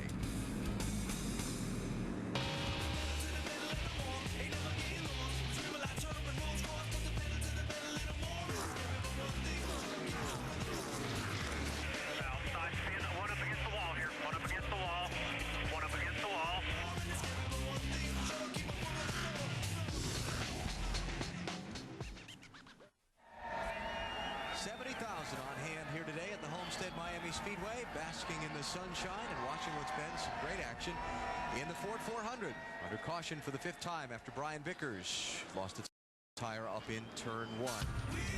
Friday here, Gillette announced a $20 million NASCAR sponsorship program that includes 6 of NASCAR's hottest young drivers. They're calling them the Young Guns. Part of this promotion is going to be a $5 million consumer contest on 2 different occasions next year. Part of the deal is these guys had to shave before the press. All right, Jimmy, you can't have that scruffy look anymore, right? Well, so that means we can bust on them if they look scruffy anytime next year, right? Well, they can't look scruffy. They have to be clean shaven. Oh, yeah, they have to. Oh, yeah, that'll work. You could say there'll be no pencil-thin mustaches. Oh, we'll see. We'll be the judge of that. It's going to be a lot of fun. I had a great time working with the guys on that announcement the other day, and basically the way it's going to work is you can pick the order that those 6 drivers, the Gillette Young Guns, finish in the Coca-Cola 600 and here in the Ford 400 next year. If you get it right, you win $5 million, and another $5 million goes to charity. Plus, there's going to be some other aspects of that throughout the season. They're going to blow off the track here with the big jet blowers, so we're still under caution. Let's take a break. You're watching NASCAR on NBC. NBC Sports at the Homestead Miami Speedway, where the Ford 400 is under its 5th caution. Tires beginning to be a big topic of discussion down on pit road. Dave? And with Brian Vickers now, who wrecked just a little while ago. Brian, we're here in front of your tire, but first of all, I want to know, are you okay? Yeah, I'm fine. You know, thanks to a lot of safety improvements NASCAR's implemented. Miami Speedway, thank you so much for the safer barrier. That made that hard hit seem a lot softer, but the UAW Delphi Chevy team did a great job all day. We kind of got a fender knocked in coming off pit road. That kind of cost us. We were coming back to the front, though. But, yeah, you know, I don't know what happened. If it cut down, there's a lot of trash out there. You know, anything could have happened. You know, Goodyear did a great job with these tires for the amount of time they had. Miami Speedway didn't get paved not too long ago, and they had to come over the tire real quick. So they did a great job. Whatever happened, happened. But it's one of those deals. But we blew a right front tire. And he said it blew right after the flag stand. The wear on the inside shoulder, where you think about camber issues, was pretty extensive. Of course, it's all blown away now with the shredding of the tire. But, you know, the team said they hadn't really seen a lot of issues earlier on, but there is a bit of wear on this one. A lot of teams after Brian Vickers and Michael Waltrip now have had right front issues, beginning to talk about it, pay attention to it up and down pit road extensively. Greg Biffle in the 16, remember the unscheduled green flag pit stop just before the caution came out? That puts him on the tail end of 1 lap down, so he's basically almost 2 laps down to leader Kevin Harvick. Like Robbie Gordon had a problem on that restart, didn't he? Yeah, he's off the pace. He was way off the pace. He was 9th at the restart, Walt. Yeah, he slid up the, well, he was up. He might have a tire going down. No, may have a tire or something going down, guys. But he's in the heavy traffic and can't get to pit road, or couldn't. The gearbox popping out of gear. Jumping out of gear. Okay. That'll do it. Yeah, that will do it. Got that bungee cord down there if you need it to your right. And there he goes reaching for the bungee cord to try to strap it on. It's a rubber strap that they hook on the shifter to hold it in gear. There it is again. You see it? It just popped out again. Yeah, sure did. front. Bill Elliott putting a lot of pressure on Kevin Harvick for the lead, while Harvick presses Greg Biffle to try and put him 2 laps down. And if you're Biffle, you have to stay in front of Harvick if you can, because if you're 2 laps down, you're not going to get the lucky dog. Now at this point in the race, hang on there, Harvick. Because we have 3 cars 1 lap down. Well, there goes Harvick, there goes Elliott, so Biffle is destined to be 2 down. Green flag pit stop at lap 117 has put Biffle in a hole after running in or just outside the top 10 for most of this race. 20 car, Tony Stewart, 3rd place. Matt? Tire wear has been good for Tony Stewart today, but on that last set of tires, when the right rear came up about the size of a $50, they had a spot on it where it had blistered. I talked to Greg Zapadelli. He told me we have seen that a little bit on and off all week, so we're not as concerned about it yet. Outside move by Bill Elliott for the race lead. How about that power move? Elliott goes back in front. Strong. Yes.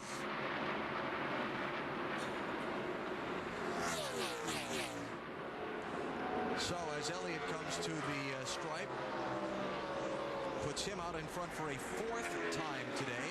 He's led 71 of the 133 laps that have been completed, and will reach the halfway mark of this race, the 200-mile mark, when he comes back around to the start-finish line.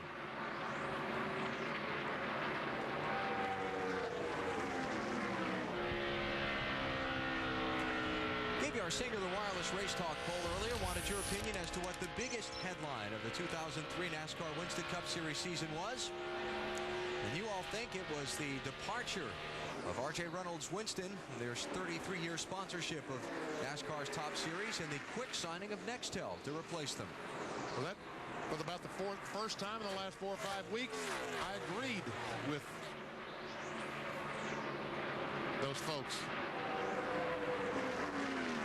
It was, what, in January, late January, beginning of February, the announcement was made that R.J. Reynolds was exploring its option of getting out. NASCAR went to work to find a sponsor and announced it on June 19th. Got a left rear flat?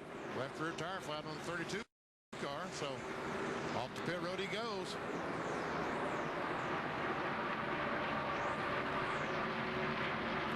.32 car was on the lead lap. Note the use of the word in past tense. Yep. Because he's on pit road, and here come the leaders. Jimmy Johnson working on Johnny Benson to try and pick up 6th place here. Remember, Johnson had a flat tire earlier in the race, back at lap 36. Robbie Gordon's team trying to get this transmission situation fixed.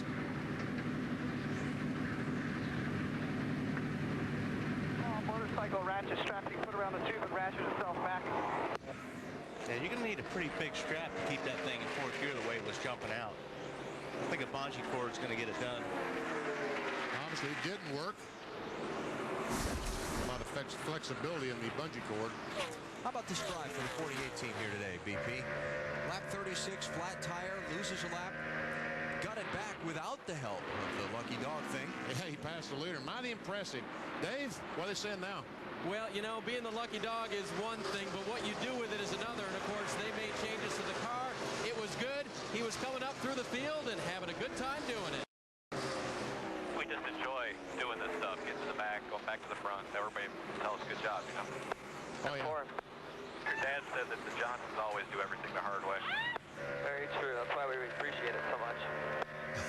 And Chad Knaus, the crew chief, is one of the guys who always does it the hard way. He's always the last one out of the garage on race morning with his car, but this morning he was out early, and I asked him about that, and he said, you know, for the first time I just didn't have any more good ideas to throw at it.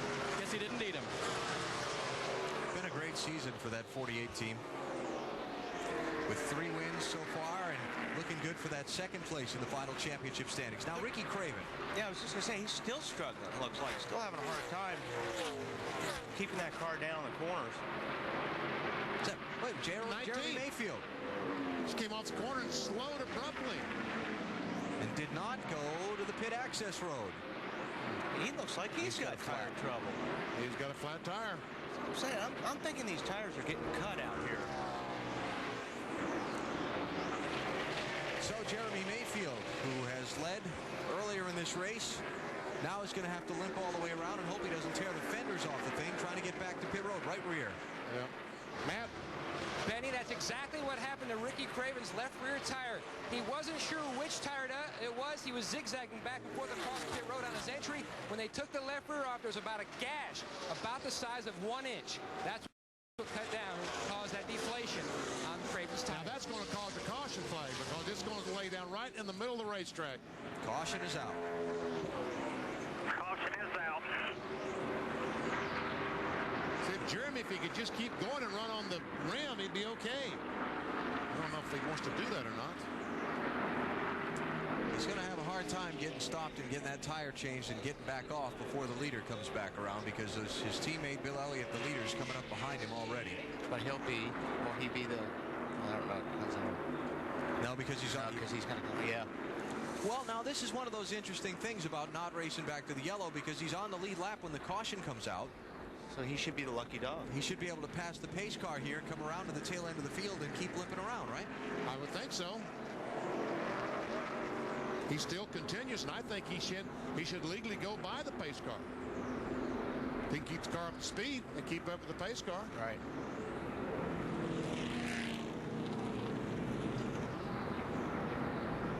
Okay. Let's see. I mean, he was adhered to the 45-mile-per-hour speed limit on pit road.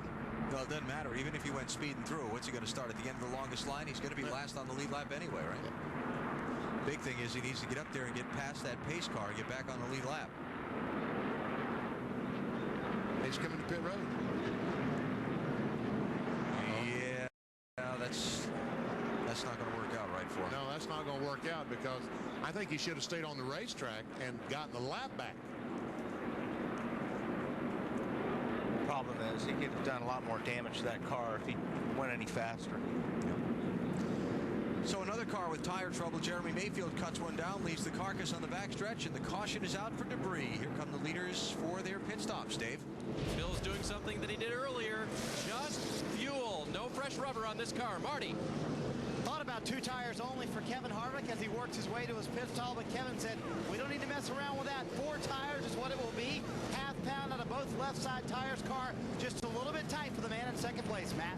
Marty, Tony Stewart said his car was just a little too slow on the get-go, and he told Greg Cipotelli, don't make it any freer at the start. They are going to adjust this race car with air pressure as a close call by Sterling Marlin as he exits his pit box, and Kenny Wallace comes in. Bill?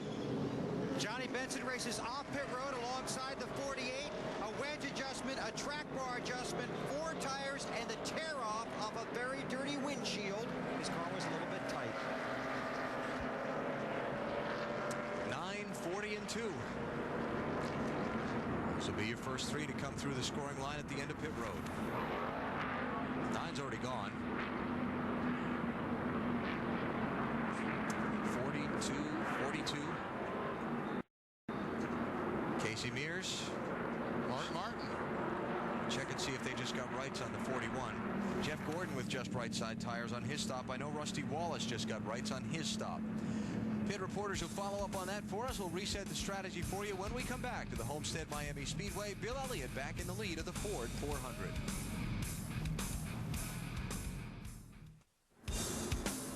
NBC's coverage of the Ford 400 is brought to you by Ford and the next F-150, the only truck tough enough to be the official truck of NASCAR.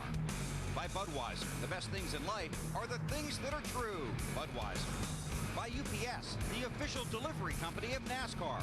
We want to race the truck. People love the truck. And by Mach 3 Turbo from Gillette. It's the world's best shave. Okay, we got some things to sort out here. Little caution situation, and then a variety of pit strategies here have shuffled the running order on the leaderboard. Bill Elliott is the leader, fuel only on his pit stop. Sterling Marlin comes off second, fuel only. Rusty Wallace is third with right side tires. We're checking on Jamie McMurray. He's out fourth. Jeff Gordon fifth on rights. Mark Martin sixth on fuel only. Tony Stewart first with 4 tires. He's off pit road 7. And I'm not sure that Bill Elliott's strategy is not good, because I think the tires, once they run through a cycle and he cools them like this, they will probably be as good as these other guys changing tires. Actually, probably better, because we saw all weekend when the tires needed at least 1 heat cycle on them. So I think you're right, Benny. I think he likes the way the tires, and they don't fall off that much. Still trying to figure out the situation with Jeremy Mayfield. We were talking about how if he kept going and maybe passed the pace car, because he was on the lead lap when the field was frozen at the caution, but then when he came back out from driving through the pit lane, he was behind the pace car and he turned down pit road with the rest of the field, so that put him a lap down because it caught him behind the pace car, and they're still trying to figure that out in race control next. But he should be the lucky dog then. We'll let you know when we get it figured out. I have it figured out. And while they're figuring that out and cleaning up the debris and all the rest, we're still under caution. So let's take a break. 121 laps to go in the Winston Cup season. A little bit past halfway in the Ford 400 season finale for 2003. NASCAR on NBC from the Homestead Miami Speedway, where we ride under caution after Jeremy Mayfield shed a tire and put out the yellow flag. Let's take a look at what's happened so far here today. Beautiful afternoon. Pre-race ceremonies honoring the current Winston Cup champion with a couple of former champs. The 7-time titleist Richard Petty and 2002 Winston Cup champ Tony Stewart. Serena Williams waving the green flag to get this Ford 400 underway before better than 70,000. Lap 5, a spectacular crash in turn 2. 29 car, Kevin Harvick gets loose, goes up into the 12 of Ryan Newman, who bounces off the 97. Both those cars off the wall. Harvick continues, and both those cars, Newman and Busch, back on the speedway. After major repairs in the garage for both drivers. Lap 29, the champion goes up in smoke. Matt Kenseth, his day will come up shy, although they'll give him the trophy later. Bill Elliott's been the dominant driver today. He's led 5 times for 85 of the 148 laps that have been completed so far. Michael Waltrip, watch this. Ouch. Right front tire goes flat right in the middle of 1 and 2. In the outside wall he goes. And ahead to lap 89, Mike Skinner in a Michael Waltrip-owned car slaps the wall at the opposite end of the racetrack. Tough day for Mikey. Jimmy Johnson almost gets in the back of Ron Hornaday in the 90 car. I think he got him just a little bit. Think so, just a little bit? Brian Vickers won the NASCAR Busch Series Championship yesterday, lost the right front just past the flag stand today. Into the wall in turn 1, brought out caution.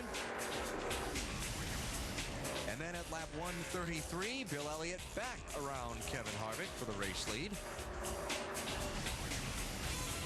10 laps later, Jeremy Mayfield, Elliott's teammate, shedding that tire down the backstretch. Debris on the track, bringing out the caution flag. The 6th yellow of this event.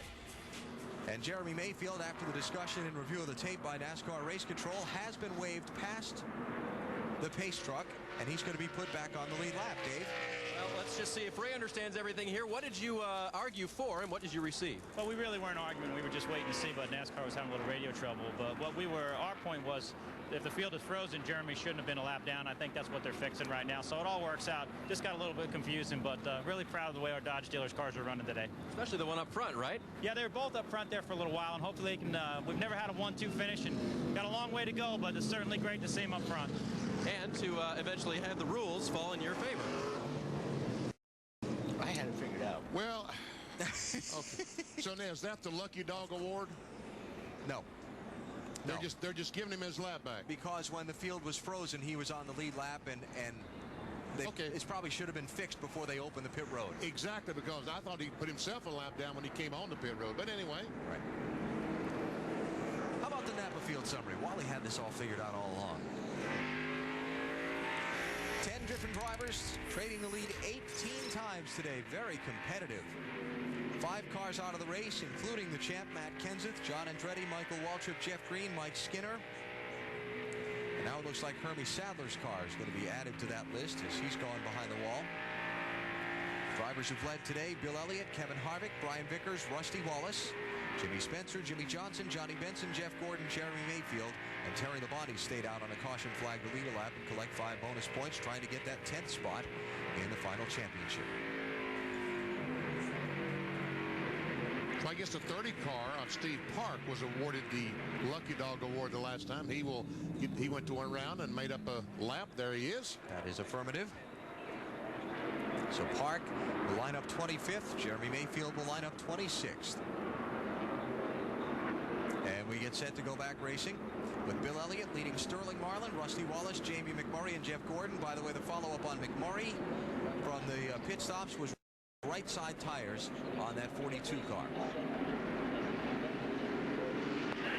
Green, green, green. Wow. See ya. That's what Biffle just said. And that's not legal, is it? To jump the leader on the restart?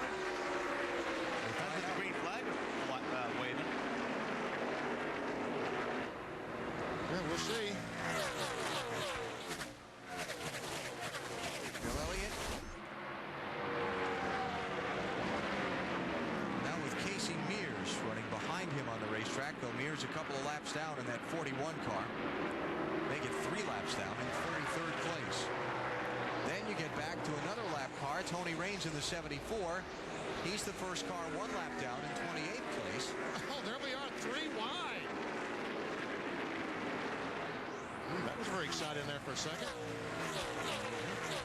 Second place, Rusty Wallace and Sterling Marlin going at it, 2 and 40. Jeff Gordon right behind them. Tires and no tires. Or 2 tires. Yeah, Rusty with 2. Sterling took no tires.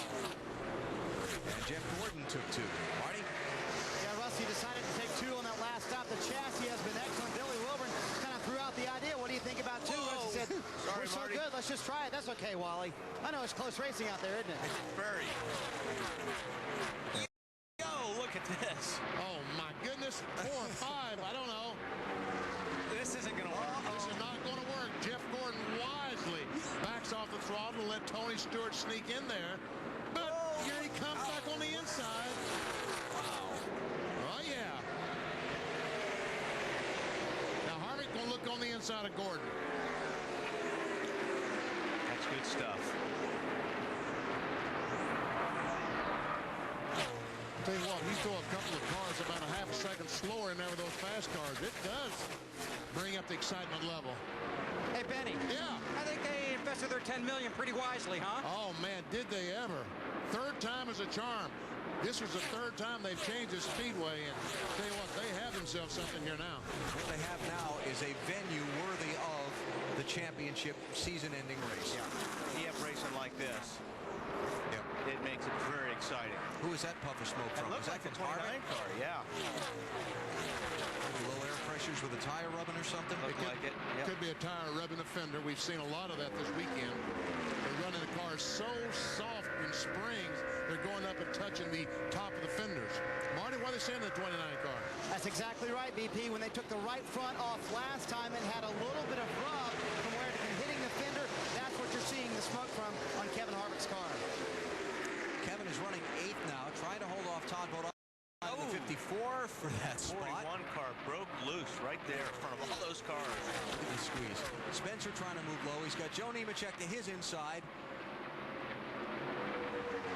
Mark Martin trying to find an open lane. And up front, Rusty Wallace after Sterling Marlin for 2nd.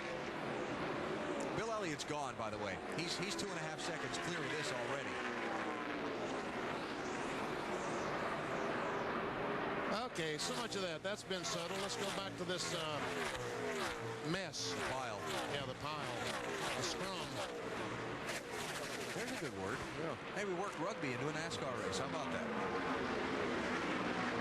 Dale Jr. getting up into the mix here. Really haven't talked much about the 8 car today. He's up to 17th. Started back in 38. He has run into the top 10 earlier, but didn't stay there for very long. Here comes Tony. Tony Stewart, this 20 car, has been very fast all day long. Just has never really been in position to show us how strong he can be. So third place he took from the 40 car. That's the first car that has 4 tires. Yes. Matt, how about Tony Stewart?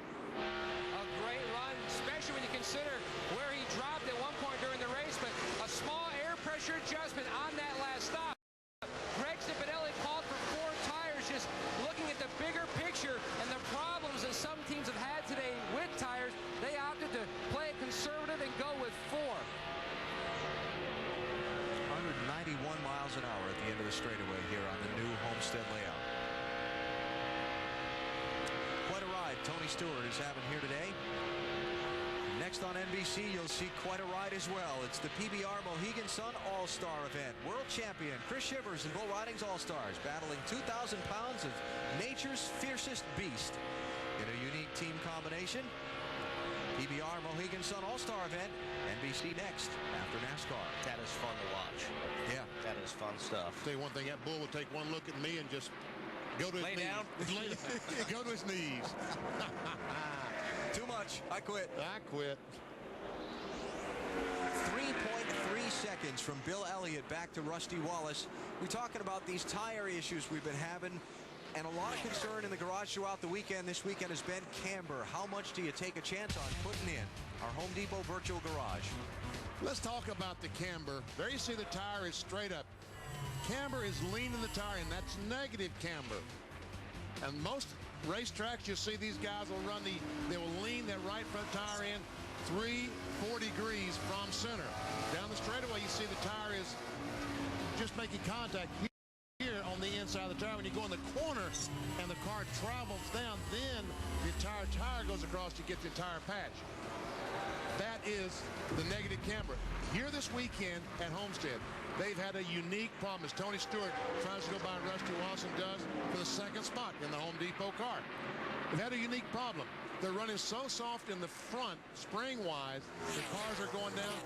Normally they'd run 3-4 degrees, negative camber. Some of the cars are actually running positive camber this week, trying to keep that tire contact all the way across the tire and not wear the tire on the inside. Jimmy Johnson trying to get by Rusty Wallace to pick up a spot. Try to stay with Stewart up through the traffic. That'll be for third place. And Rusty slid up the racetrack that time up in turns 1 and 2. Like he's losing a little grip. But it's so nice there's racetrack for him to slide up on with that bank to lean against. 103 laps to go in the Ford 400. Bill Elliott out in front at Homestead. They're true American heroes. Hurtling around a world-famous track at almost 200 miles per hour. In search of the ultimate victory lane. The Great American Race at Daytona 500 coming to NBC February 15th. The Homestead Miami Speedway opened groundbreaking about a year after Hurricane Andrew just devastated this area of South Florida. Local officials hoping that the construction of this speedway would spur economic growth and development. It might have taken a little longer than they wanted, but it's starting to happen. Things being built all around this area of South Florida, and it's great to see. Traffic is starting to build up. Bill Elliott is the leader of the Ford 400. He's got 3.5 seconds on Tony Stewart in second. This is the race for fourth place. Kevin Harvick in 29, trying to take it away from Rusty Wallace in the deuce. Looks like Rusty just can't get through the center of the corners very well right now. That's where he's losing his time. So Harvick by, and Rusty drops to position 5. 3.5 seconds is Bill Elliott's advantage on second place, Tony Stewart. How about the leader's crew and crew chief there, Dave? Well, Alan, do you think crew chiefs get paid enough money for what they do here on pit road, do you? What do they make? I don't know. Well, you know, that's what young Brandon Bryan is wondering from near Martinsville Speedway.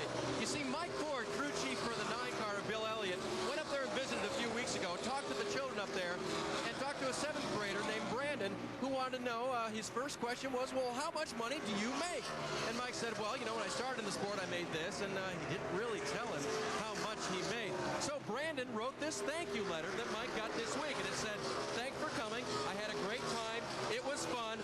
I was wondering still, how much money do you guys get paid? So Brandon, in his thank you note, still want to know. And Brandon, guess what? Mike tells us he might just tell you, but you can't tell anybody else. Very nice. Because it's a lot. Some days when they have to make those decisions, make or break at the end of a race, they don't get paid enough money in the world. I agree. Talk about pressure. There aren't enough antacids in the world some days to deal with that. We're talking about the racetrack, its history, the redesign of the racetrack. How about our Stacker 2 NASCAR Winston Cup track fact? They needed a lot of dirt to do this project. 10,000 truckloads. 4,050,000 cubic feet of landfill, weighing 390 million pounds, brought in here to build these progressive banked turns. And you know, it worked well because in the drivers' meeting this morning, David Hoot said, any questions? Jeff Gordon raised his hand, said, I don't have really a question. I want to thank whoever was responsible for spending the money to fix this racetrack. I want to thank them because you have a great facility that we can race on today.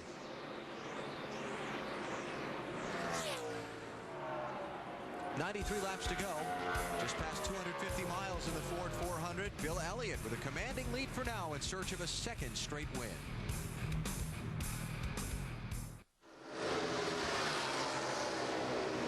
There's a good look at the newly designed Homestead Miami Speedway here in Homestead, Florida. Mile and a half, 20 degrees of progressive banking in the turns, and a sellout crowd of over 70,000 on a beautiful day in South Florida.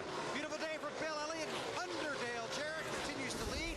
We'll try and get you through the field before something happens. Dave, take it away.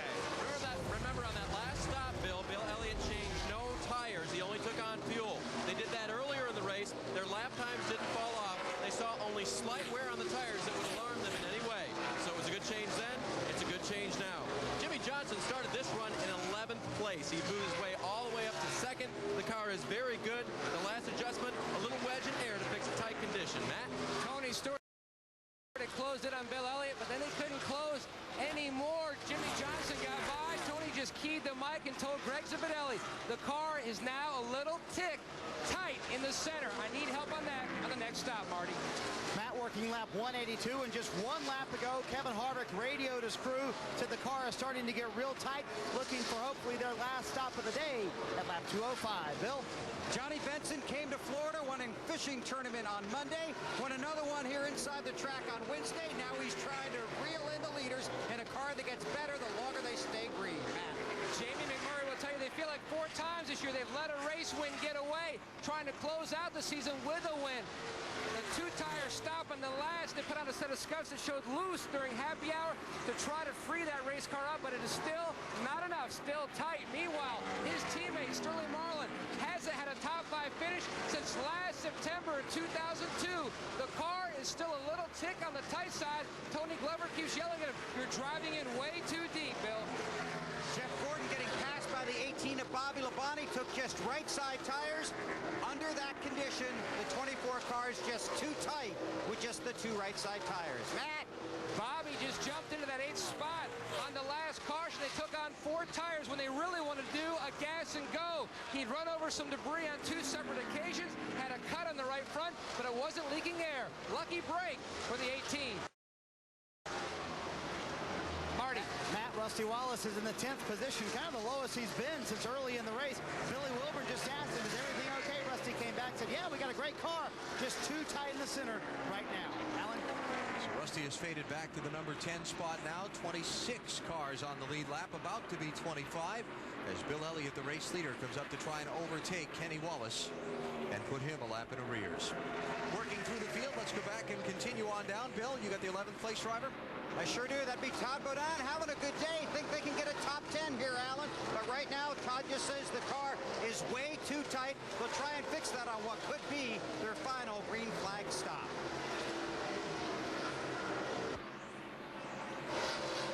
Behind him, Mark Martin, and the last radio transmission from him to the pits, something we've heard a lot this season from some of the Roush guys.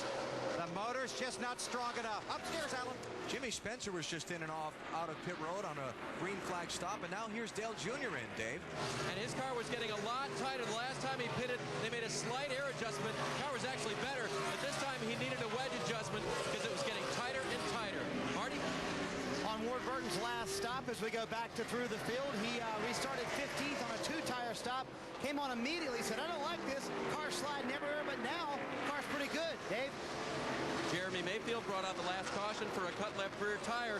Since then, he's been all quiet. He restarted 26th, and now he is all the way up to, I'm still going up the chart, 14th. Very good. Joe Nemechek in the 01 car, his car was a little bit tight, so the last time he came in, they made a track bar adjustment to loosen up that car. It's better. The 5 car of Terry Labonte, well, guys, he has had problems with a broken tailpipe. Now, sometimes you would think that would put fumes in the car. That's not his problem. The tailpipe runs right underneath the seat. It is not his head that hurts. It's the other end of him. It's hot on Terry's seat right now. They're going to give him this material next time he comes in for a pit stop. Let him decide which pieces will work best to help his hot seat. Matt? Tim Broder not here for Kevin LePage. Crew chief by committee, a 2-tire change on the last stop for Kevin LePage. He jumped all the way up to 11th. No changes, but the car is still a little bit on the tight side for the former Busch winner here at Homestead. And also Kurt Busch back out on the racetrack. Every point crucial, every position will determine whether he'll jump back into 10th in points. At this juncture, he is 18 markers out of being on the stage in New York. They are working diligently to try to get Kurt on the stage for New York. They got Terry Labonte running in 16th, Matt, and Kurt right now in 41st. Ryan Newman is the next car. He might catch for a position. Ryan also back out on the racetrack in 40th place. And they are 118 and 119 laps down to the leader, respectively. How about that beat-up race car, Marty? Yeah, it's a beat-up race car, but this team has had so much success this year, worked so hard in the garage to get back out on the racetrack. Actually went out, came back in to change all the spark plugs, so the car just was not running. They're going to have a big fishing tournament tomorrow, and BP, guess who's paying for the big fishing tournament on the 12 team? I'll tell. You are! They took the BP Challenge bonus, saved it, and that's what's paying for their fishing trip tomorrow. So they told me to tell you thanks. And they didn't even invite me. No, you're not invited, nice. BP. That wasn't very nice, was it? I just thought about that. See, Ryan Newman came into the day in 4th position in the championship standings. Looks like he's going to end up finishing in 6th. And the difference between 4th and 6th, well, let's see, 4th pays $1.075 million, 6th pays $780,000. You want to do the math on that? Yeah, about $225,000. A lot of to money. guys like you. Yeah, exactly. Marty? Add in BP 700 too, Alan. Yes, that's To right. that total.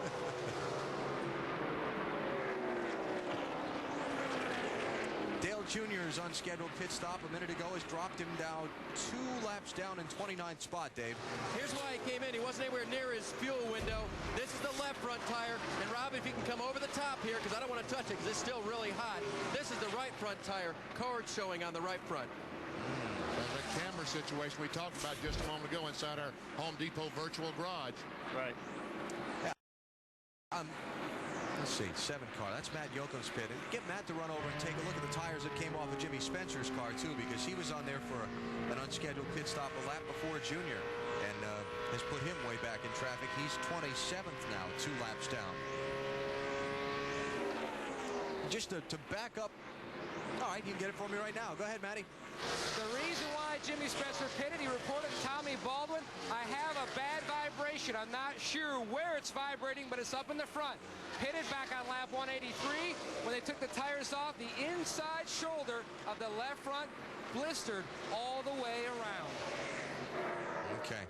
Rusty Wallace coming in. 73 laps to go. Questionable whether he'll be good to the finish from here or not, Marty. Yeah, they asked him to go about 3 more laps. Rusty said, I just can't go very much longer. The car getting way too tight in the center. What they're going to do is a round of wedge in the left side. Doug Engel, the backup gas man, makes that adjustment. Long time on the right side for Rusty Wallace's team. Trouble on the right front. This will be a 4-tire stop. Costly stop on pit road under green. A long stop, and that will lose him some positions on the track. You just got to hope now that all the other cars make a pit stop before something happens to bring out the caution flag. Bill Elliott out in front, but his advantage is shrinking. It was 3.5 seconds a little bit ago. Now it's 1 1/3 as Jimmy Johnson closes in. Who was that, Ricky Rudd? Is that Ricky Rudd smoking badly in front of Bill Elliott? Yeah, NASCAR has been keeping an eye on that 21 car for a while. They say it's not dropping anything, so that's why he's been allowed to continue.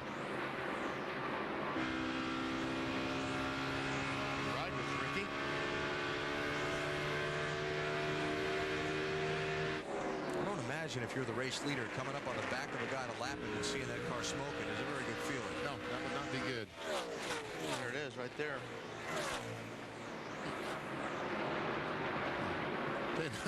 Now would be a good time for Bill Elliott to make a pit stop because a lot of traffic in front of him. Yeah, but I'll tell you why it wouldn't be a good time to make a pit stop. Because he can't make it the rest of the way. Yes, sir. Yeah. He's going to need to run a few more laps. Elliott coming up on the back of Larry Foyt.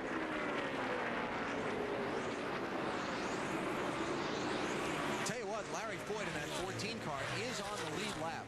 What a great drive he's had. They had his best ever Winston Cup qualifying effort here on Friday with a 12th place start. He's on the lead lap in 19th place now. And we're almost at 300 out of the 400 miles. There's a team, no question, that has struggled. Biffle? Yep. Caution flag. Right front tire. Come on down. Well, when they write the headlines on this one tomorrow, Right, come on. Yeah, bud. it's going to read, great new racetrack, but some work to do to get the tire situation worked out. Yeah, well, a brand new pavement. I mean, that's the biggest problem they had was a brand new pavement. It just builds up the heat so fast on these tires. Because there's so much grip in the racetrack. All right, caution with 68 to go, so they make the pit stops with 67 to go. Most of them will be able to make it the rest of the way. Yeah, you'd think so.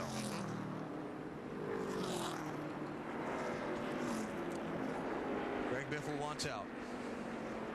And it was announced he was competing with, let's see what we can see. Well, it's already lost a tire and hit the wall up in 3 and 4. Yeah, I don't think it takes a great deal of imagination to figure out what happened there. No. Which you don't have much of anyway, so we know that's a stretch. And Biffle had been competing with Jamie McMurray for the Bestest Rookie of the Year award, and didn't they announce earlier today that it was McMurray? During the race today, it has been made official. Greg Biffle with a win this season, Pepsi 400 at Daytona in July. But his season's going to come up short of the finish with a crash up in turn 3 at Homestead. And there is the Bestest Rookie of the Year for 2003, Jamie McMurray. Very solid season for the 42, especially the second half of this season. Third on a couple of occasions, Indianapolis and the August Bristol race.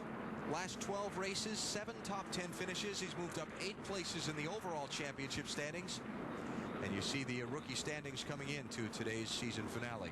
So congratulations to Jamie McMurray, Rookie of the Year for 2003. Well, Ricky Rudd's huffing and puffing, but it hasn't blown the hood down yet. It's coming from the front, looks like. Tony Raines just waved past the pace car, correcting an earlier mistake, NASCAR says, on their part. So he's going to get sent back around and get back on the lead lap. I guess Larry Carter and the boys had continued to talk to NASCAR about their problems, so they finally gave him the lap back. Good for NASCAR. I think we've got a little bit better view of what happened to Greg Biffle. Look ahead from Dale Jr.'s car. Yeah. Yeah, definitely. Definitely tire. Not too good. Problem. Boy, that 21 is really strong. So pit road is closed, which is why none of the drivers came in. Greg Biffle turned his car across the pit exit and came to a stop in the infield by where some of the rescue trucks were, and they wanted to make sure they didn't leave any debris, so guys put on fresh tires and then cut the tires, leaving the pit lane. Good thinking. Yep.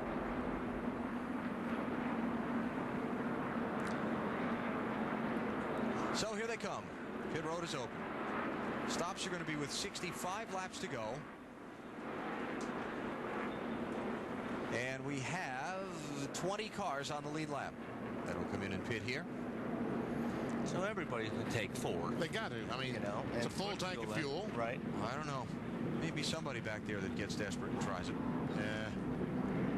66 to go with the tire situation, I wouldn't. I didn't say it would be advisable. I said they might. Dave, they might try. And it won't be Bill Elliott. He'll take 4, please. The problem, they can only go about 63 laps on fuel, but that's just what they're saying on the radio. Marty? Kevin Harvick hits the pit stall, bottom of your screen. Car tight on that run, 4 tires. Tear away off both sides of the windshield. Half round of wedge out of the left side, trying to loosen him up. Matt? To win this race, Tony Stewart said, I need help just past halfway in the corner. I need to be freer. Jeff Gooch Patterson made a wedge adjustment. Greg Zipadelli shuffled the air pressures all the way around on this car, and he is going to beat the 9-car off pit road, Bill. Great stop by the 10 team, just 4 tires in fuel. He beat the 48 out of pit road. The only problem is they probably cannot make it from here on fuel. Well, all they're going to need is about 1 more caution flag for 3 or 4 laps, and they got to give it a shot. And they may even get it here if it takes them a few minutes to clean the track up. Exactly. Yeah. Those guys did a good job again. Johnny Benson's team off pit road, 3rd. Attaboy, Shane. Get excited. Trying to send Johnny Benson out in style with a top 5 finish. Just an outstanding memory from the King's career. 200 career victories, and any time you can share a moment with the King, it's a good one. And the sellout crowd here today got to share some time with the King as part of the Winston victory salute when he drove around the track with Tony Stewart earlier today. Under caution here at Homestead, Johnny Benson in his last ride with his team. They've changed the crew chief, but they've held the team together. Benson threatening for another win in his Winston Cup career. Here are the guys who just had a pit stop of 13.01 seconds. Jay Guy, crew chief from Lancaster, Pennsylvania. Mike Luca, windshield, Menominee Falls, Wisconsin. Shane Cook, front tire carrier, Franklin, Tennessee. Buzz Bergdorf, front tire changer, Charlotte, North Carolina. Brian Perry, Jackman, Mooresville, North Carolina. Steve Ginenbacher, rear tire carrier, Quincy, Illinois. Greg Burkhart, rear tire changer, Sheridan, Wyoming. Jimmy Watts, gas man, Charlotte, North Carolina. Steve Mann, catch can, Woodbridge, New Jersey. Johnny Benson driving a car that was built between the 10 team and the 01 team, purpose built for this track, trying to go to victory lane in his last ride in this car. We'll see what happens. Back upstairs from JB Davey. Thank you. And Fuzz Bergdorf, you saw him, front tire changer, getting married next Saturday night. Johnny Benson still looking to find a ride for 2004. Good way to go out today. Talk about the pit crews. These guys get the spotlight on NBC.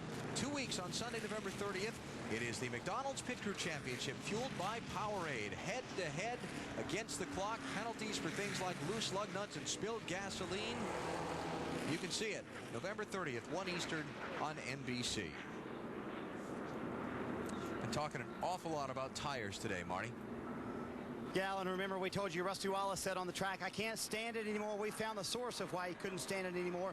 Down to the cords. This is actually the right rear. Most of the problems we've seen today have been on the right front. This was the right rear on Rusty Wallace's car. He had to pit early. He's now lost almost 2 laps. Bill? This is the right rear tire that just came off of Johnny Benson's car. His car was one of the fastest on the track with this. Imagine how fast it'll be if the tire doesn't come apart like this. We'll see what happens. This is a big concern for these guys as we get ready to go back to green here. Let's check out the Little Debbie lap leaders who spent most time out in front today. It's been Bill Elliott early and Bill Elliott often. Kevin Harvick and Brian Vickers have led the second most laps today. 138 laps. All right, now to lead the next 60, can he get in front of that 20 car? That might be a little bit tougher than some of these other cars. Yeah, Tony Stewart out in front for the first time all day with some clean air ahead of him. And they've been working on the cars. Matt Yoakum has told us, he's told Greg Zipadelli, the crew chief, about each and every time they've stopped, they've made some changes trying to make it better. Well, we'll see if Elliott's been showing his hand up to this point. I think we're about to find that out. Maybe he's been bluffing a little. Yeah, it could be. We'll see. Restart's going to come with 60 laps to go. We think most everybody should be good to the finish on fuel with these extra caution flag laps they've got. Yeah, I think you're right. Hate to say that out loud, but...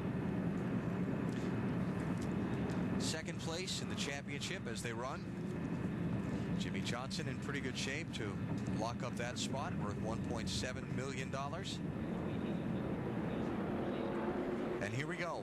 60 laps left in the season. Tony Stewart leading Bill Elliott for the first time.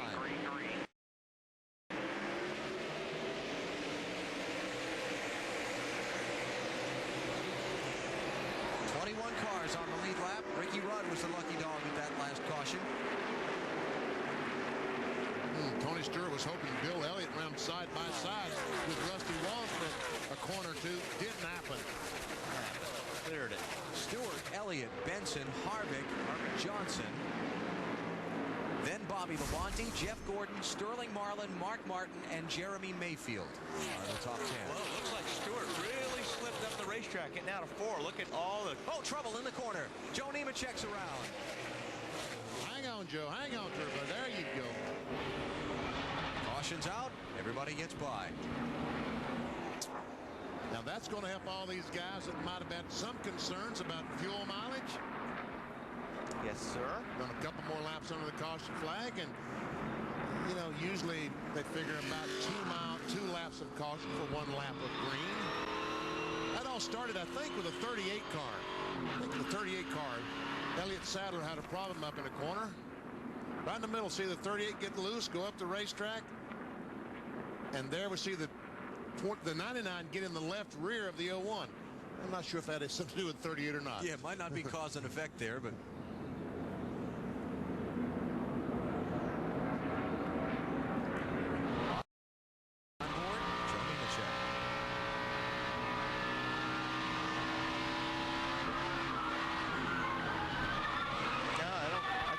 Joe knew Jeff Burton was down there.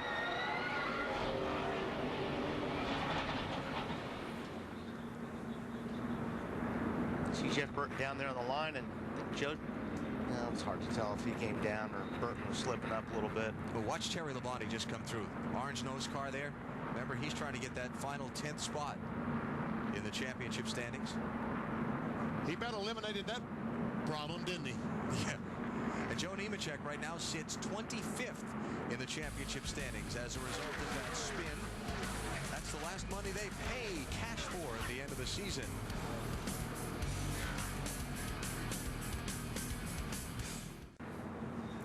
NBC Sports live at Homestead Miami Speedway, where the Ford 400 is under caution once again, this time yellow number 8, coming out after Joe Nemechek spun around off turn 4.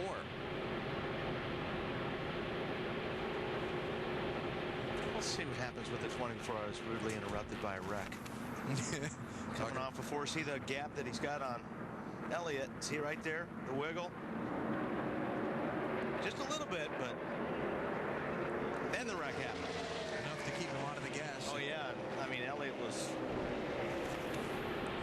right there. Okay, I think it's time to Why don't that cue the duck? Look at that. Hey, why don't Benny do it? That's right. Alan, go. Cue the duck. Very good, sir. Our Aflac NASCAR Winston Cup trivia question, and this one relates to the championship. Under the current system used to determine the champion, who scored the most points in one season? Cale Yarborough. No. Jeff Gordon. Well, yes. Ding, ding, ding. We have a winner. 1998. 13 wins for Jeff Gordon that year, including 4 in a row at midseason. He finished in the top 10 in the last 20 races of the year. I forgot that Cale Yarborough only ran about 31 races back in 1978 when he accumulated about 5,000 points in just 31 races. So Jeff Gordon was the correct answer. Very good, Walt. Thank you. Appreciate you paying attention today. Can I go back to sleep now? No. Dale Jarrett, UPS car. He was a champion back in 1999, was it? Yeah. 2000, I guess Jarrett was the champion. 99 for Dale, Bobby Labonte, 2000. That's right. There you go. There you go. Hey, you know, we've been talking about Winston's exit from the sport after 33 years today. There's another company that's exiting the sport that's been a very long-time supporter, and that's the 76 brand. It's been through many permutations and different corporate ownerships since it started as the Pure Oil Company 53 years ago as NASCAR's official fuel supplier. They don't get talked about much, and that's because things don't go wrong. As Mike Helton said in the drivers' meeting this morning, the NASCAR president, he said the teams show up at the racetrack, they get their fuel, it's consistent, there are no problems. and they've been such a big supporter, providing something very essential to automobile racing, gasoline, for 53 years. They're out after today as a result of corporate changes and a new direction and a new policy for them. But a standing ovation from the drivers in the meeting this morning in recognition of their contributions to the sport. Yeah. What, 1952, I think Pure Oil started supplying the fuel. I see the signal's been given, 1 lap to go. By the way, Matt, what about the 20 crew chief? Is he loose, or what's the problem there? Well, let's talk to Greg Zipadelli. About 53 laps to go, Greg. How important is it for your car to get a long run? Well, it just seems like this car's better on the long runs. We're not bad at the front side. The 9's really good, so we'll just keep our fingers crossed. We'll be Monte Carlo's been pretty strong all day. We got the nose and the ductwork screwed up pretty good this morning, you know, at the beginning of this race, and these guys worked hard to get it back. It's probably 80-90%, but it seems to be good enough right now. We'll just keep our fingers crossed, see if it'll work for another 53 laps. When Zippy asked Tony about the race car, he said, well, all I can tell you is I wrecked in turns 3 and 4. I just got lucky and didn't hit anything. Dave? All right, we'll get to Bill Elliott's race car in a minute. First of all, Mike Ford, how much do you get paid? If we win, it'd be a lot. There you go. Very important. Can you make it on fuel? And I know you're having some tire issues. Can you make it on tires?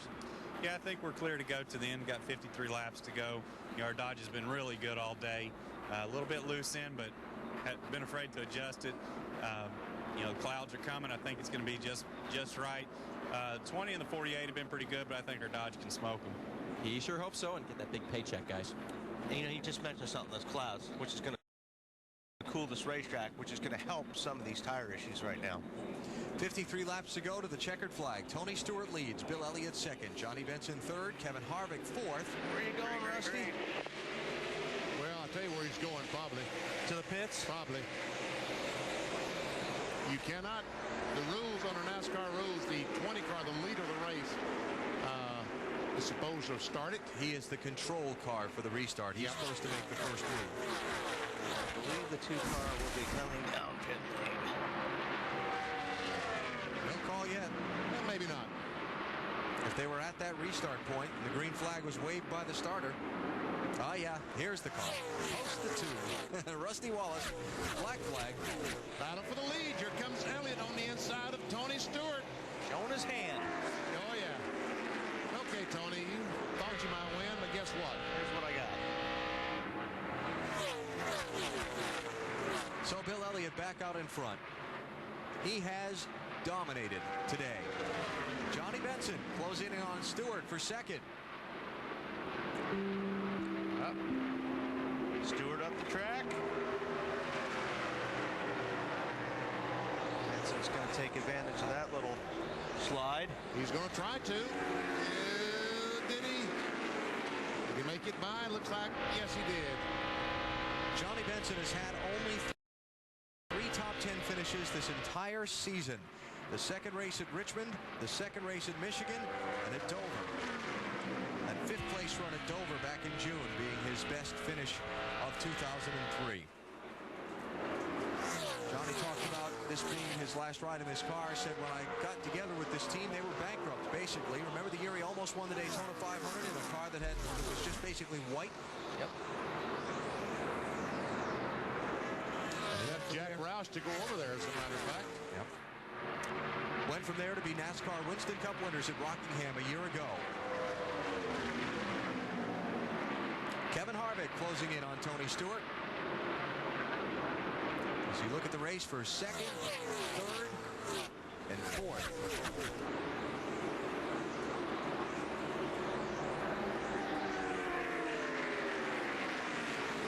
Jimmy Johnson is back to 7th place off the restart. Watch this. 48 car. Oh, a little loose. 1,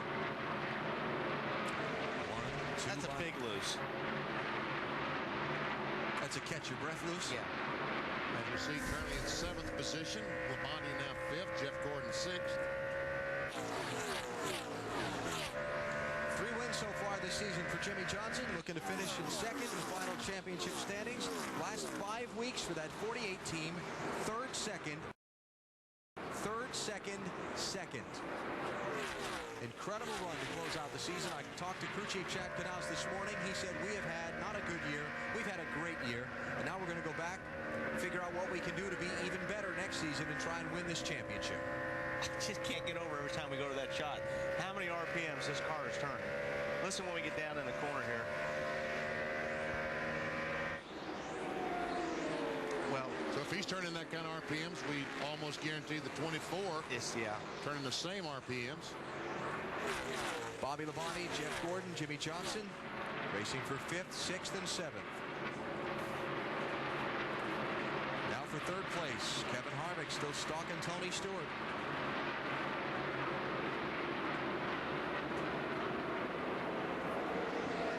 NBCSports.com.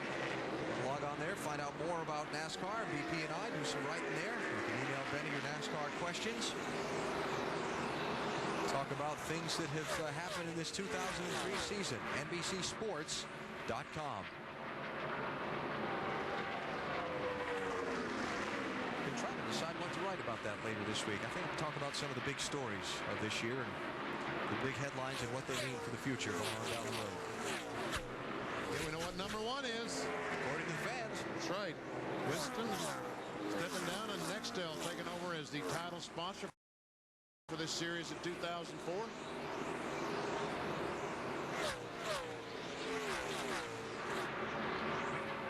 Hey, what, these cars are pretty doggone close. Yeah, it looks like they're running almost the same groove. They're all in the same spot. Marty. Wally, Kevin Harvick's car, it's been pretty good today, very good. The last caution really helped them out, got them within their fuel window. They were going to be right on the edge. They were going to risk it, though. They weren't going to be on the edge of making it all the way on fuel. On that last stop, very small change for Kevin. The car does get a little tighter the longer he runs. This is the car he won Indy with. They're hoping to win their 2nd race of the year with this car.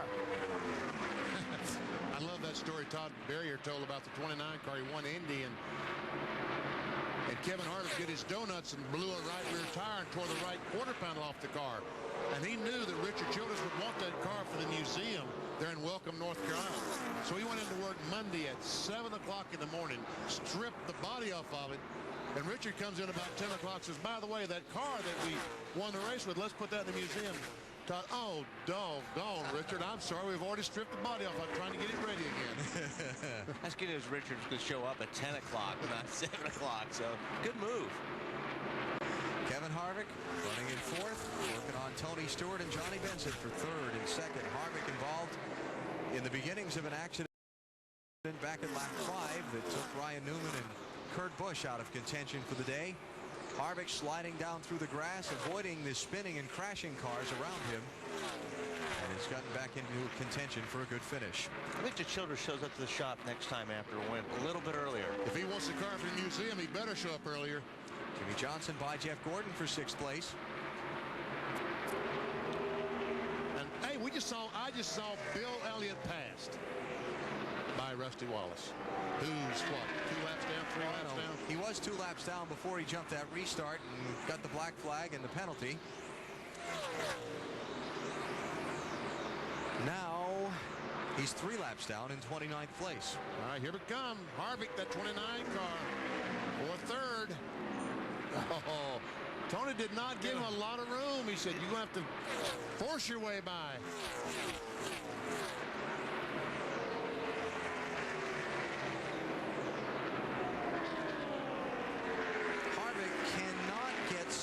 Place in the championship standings. With the gap, he's back in 6th, but he could get as high as 3rd.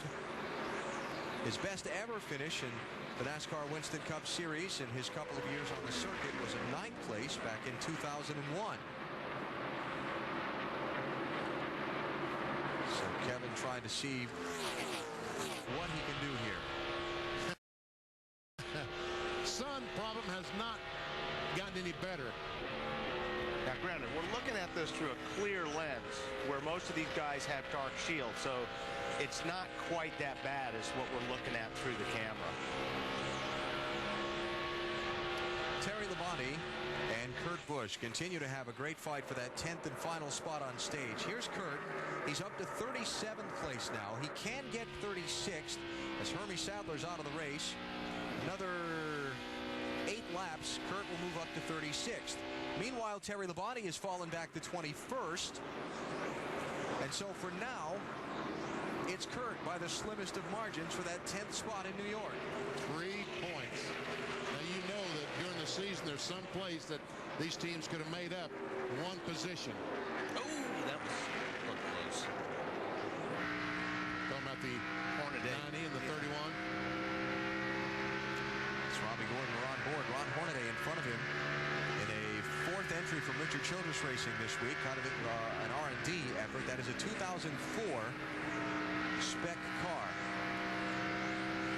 Everything except the rear spoiler. And in the test day they had here on Wednesday, they ran that car with the shorter rear spoiler that the teams will run next season. And all the different RCR drivers had a chance to get in it. Oh man, this 3rd position has gotten very exciting as Harvick tries to get by. Here comes Labonte and Jimmy Johnson to join him. Let's throw Benson in there too. How about a 5-way race for second? There we go. Elliott's pulled out about a 2.5-second lead. Yeah, he's gone. Bill, what are they saying in the 10 pit? They're listening. It's to what Johnny Benson's saying, that they may have a motor problem. Look at this. Harvick working and working and working. Tony Stewart. Might have him this time. Harvick's alongside. Wow, boy, Tony Stewart is just coming right down on top of Kevin Harvick in the corner. It's making it very difficult for Kevin to make the pass. Not giving any room for Kevin to slide. Bobby Labonte's going to try this on the outside, I do believe. Look at this for 24th through 27. What's at stake there? Well, a couple of things. First of all, 25th is the last place that they pay Winston money at the end of the season. And the other thing is, use the final standings from this season to determine the provisionals for the first weeks of next season. That could mean whether or not you get into the Daytona 500. As a matter of fact, in 2001, the final provisional finished 22nd in NASCAR Winston Cup points in 2000. 22nd. So, you know, if the same thing would happen next year, none of these guys, if they did not make it through qualifying, could start the Daytona 500. And if that cut line happens to fall at 25th, and you could have finished there but finished 26th instead, so on, you know, these positions are important. A lot of reasons to race hard right now. Kevin Harvick and Tony Stewart are racing hard. Now you got Bobby Labonte right there.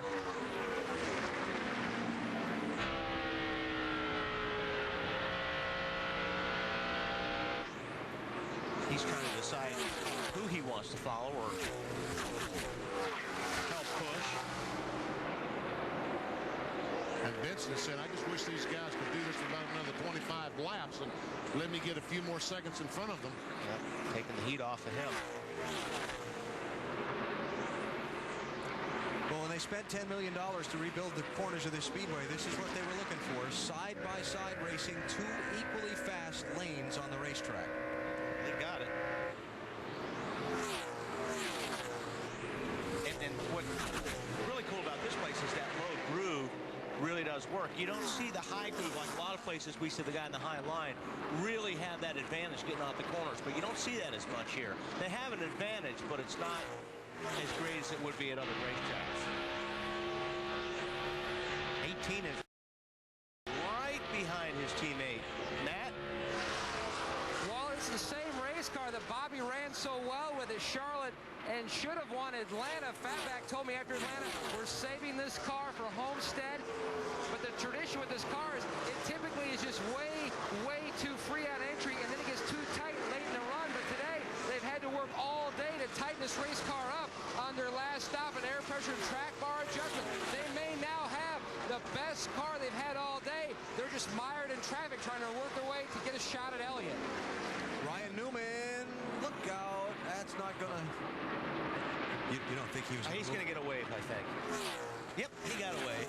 Well, remember what happened at Gut Newman's car in that condition, so... Yeah. While all this has been going on, Bill Elliott has literally been riding off into the sunset down the front stretch. He's opened up a 3.5-second lead on Johnny Benson, looking for 2 wins in a row to close out 2003. You're watching NASCAR on NBC.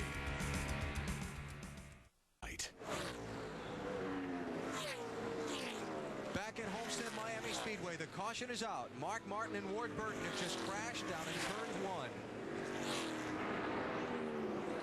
Martin and Burton racing for 10th position at the time.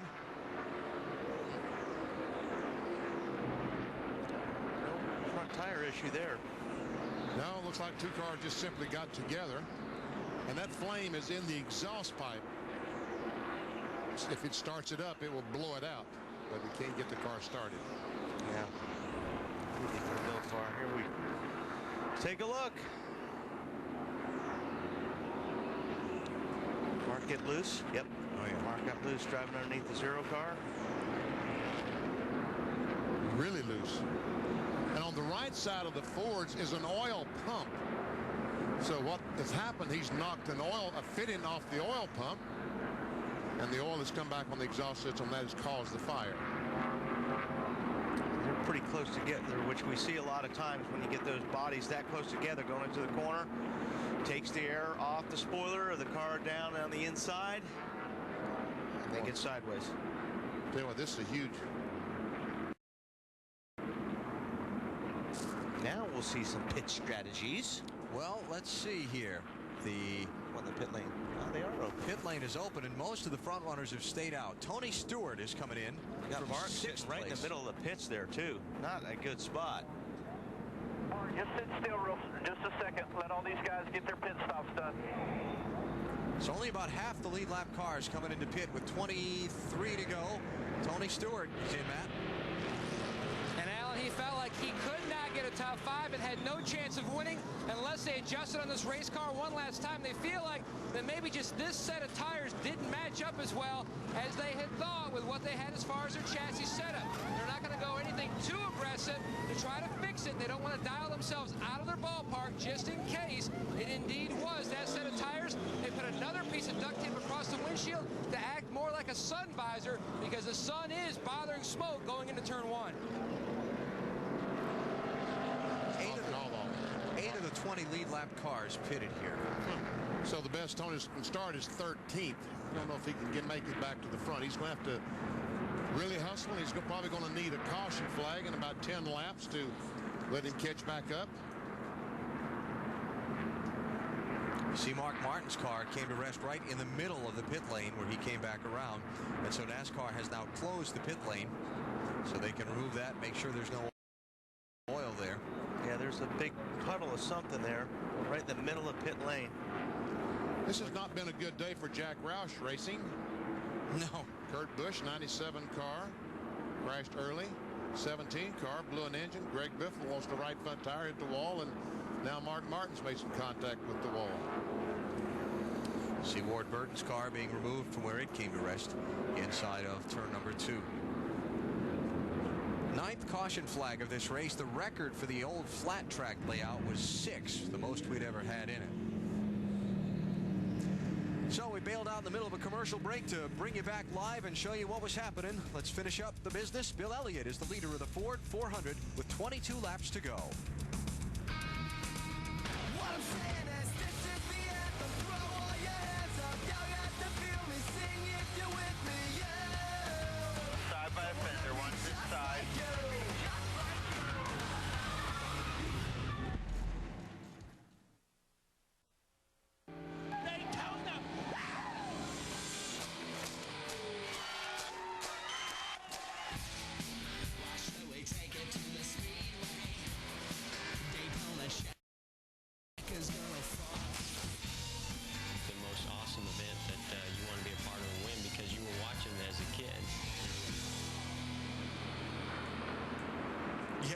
Thinking about it already. I cannot wait. Daytona 500 February. We'll be there. Going to be fun. NASCAR's biggest race, Speed Weeks 2004. NBC Sports with the 46th running of the Great American Race. What a day we've had here at Homestead Miami Speedway. We began the day watching the close race for 2nd, 10th, and 25th in the championship. The race for 2nd impacted just 5 laps into this one. Kevin Harvick breaking loose, getting up into Brian Newman, who caught Kurt Busch. That affected both the race for 2nd and the race for 10th. And then Matt Kenseth, who already won the NASCAR Winston Cup Championship. If you joined us in the middle of the race and wondered why we weren't talking about Matt, that's what happened to him. At lap 29, the engine let go. He's going to finish flat last in the season finale. But it makes no difference.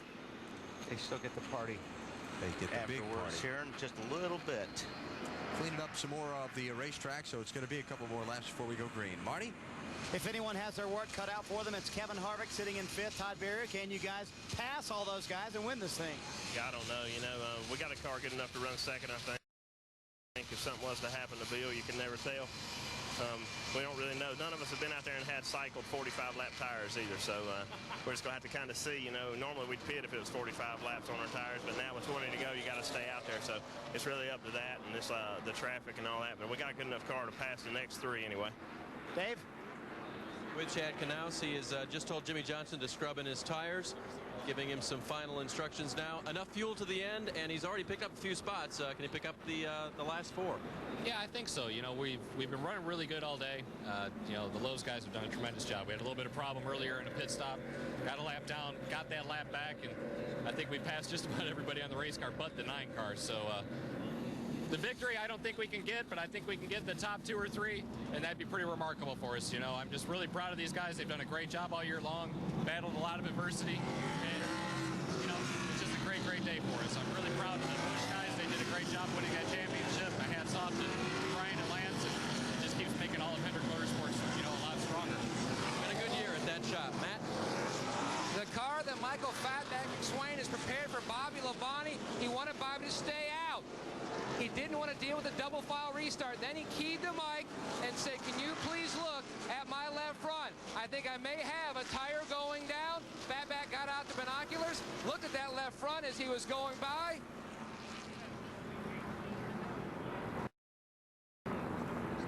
Fatback, 18 to go when you get the green. Money time. That's it, baby. We've worked hard all day. These guys have worked their tail off. Bobby's drove his tail off. Had a couple bad luck deals going on at the beginning of the race. Done a lot of work on the car. I think the car's pretty good now, but we got to get through this lap traffic and see what we can do. The guy he has to work with now, Johnny Benson, Bill. With Benson's crew chief, Jay Guy, how's the 10 going to pass the 9? We're going to need a little luck here, but we sure like to give Valvoline and Pontiac and Johnny a win here at Homestead. Especially Pontiac, they've been great for the sport of NASCAR, and we'd like to send them out with a win. Did the tire test help you, Jay? The tire test helped a lot. Goodyear brought a really good tire here to this track, and Homestead did a real great job. Okay, he calls the green for Johnny from right here on pit road, so we'll get out of the way and send it upstairs. Restart's going to come with 18 laps to go. Tony Stewart, who gave up 6th place for a pit stop, restarts 13th. Got 18 to go, man. Don't waste nothing. Get ready. Ready. Green, green, green. Bill Elliott leading Johnny Benson, Bobby Labonte, Jimmy Johnson, and Kevin Harvick, followed by Jeff Gordon, Jeremy Mayfield, Sterling Marlin, Jamie McMurray, and Scott Wimmer up into the 10th place. And Elliott gets by Dale Earnhardt Jr., the lap car on the bottom. Meanwhile, Benson has some challenge from Bobby Labonte. He's feeling the heat right there. Ward Burton treated and released from the infield care center after his crash. There it is. Got it on the high side. That was a nice move. It was a nice move. Coming up next, PBR Mohegan Sun All-Star event. Actually supposed to be getting underway now. Obviously, we've still got 17 laps to go here at Homestead Miami Speedway, plus the post-race celebrations, including the presentation of the NASCAR Winston Cup Championship Trophy to Matt Kenseth. We'll have it all for you here, followed by the bull riding on NBC Sports. Well, Bobby Labonte, closest he's been to the leader all day. Can he do anything with Bill Elliott? He's eaten up some ground on that 9 car in this last lap. Sure is. Quicker than Bill that lap. Sure was. Almost a 1/10 of a second faster. Bobby Labonte, winner back in March at the Atlanta Motor Speedway, was as high as 4th in the championship at the midpoint of the season. Daytona Beach, that has struggled over the late summer. It's dropped him back to 8th in the rundown. He's finished as high as 2nd here at Homestead on the old layout. You see the race for 2nd in the championship. Jimmy Johnson in pretty good shape right now. Elliott a little bit quicker than Labonte on that last lap. Oh, got got a smoker, turn 1. Wow, a lot of smoke. Ricky Rudd. Well, that's been going away for about half an hour. That's a real shock there, isn't it?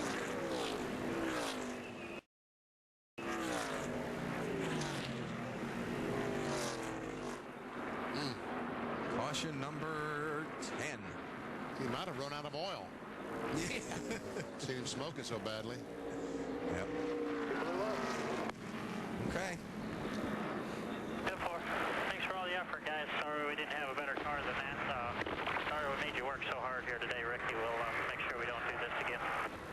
10-4, yeah, we just need to go somewhere and get some tested done. Ricky Rudd, crew chief Ben Leslie talking about it. Watch him right there behind Larry Foyt's car. And who's that behind him? Kevin LePage? Yeah.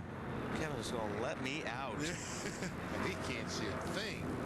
And by the way, while we're talking about Kevin LePage, just say hi to Tim Brewer, his crew chief, who's in the hospital back in Charlotte. Understand he's got some kidney stones. That's what I was told. Not good. Not too good.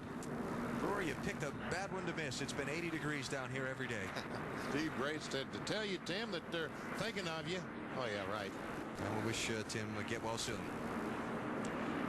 Kevin LePage got the lucky dog on that last caution, so he's up on the lead lap now in 19th place. Looks like they're going to come on and probably clean the windshield at least. Yeah. I talked with Kevin this morning. A lot of rumors about this team and its future and so on. I said, what are your plans for next year? He said, at this point, as far as I know, I plan on driving this car when we get to Daytona. He said, I have no contract, but all of our discussions are that I'll drive this car next season. Well, they've showed a lot of improvement here in the last 7, 8, 9 races this year. I'll tell you what, these cars have really got some tape on that windshield, trying their best to keep that sun out of the driver's eyes as they go down in turn 1. Under caution number 10 with 13 laps to go, Bill Elliott is in the lead in the Ford 400 at Homestead.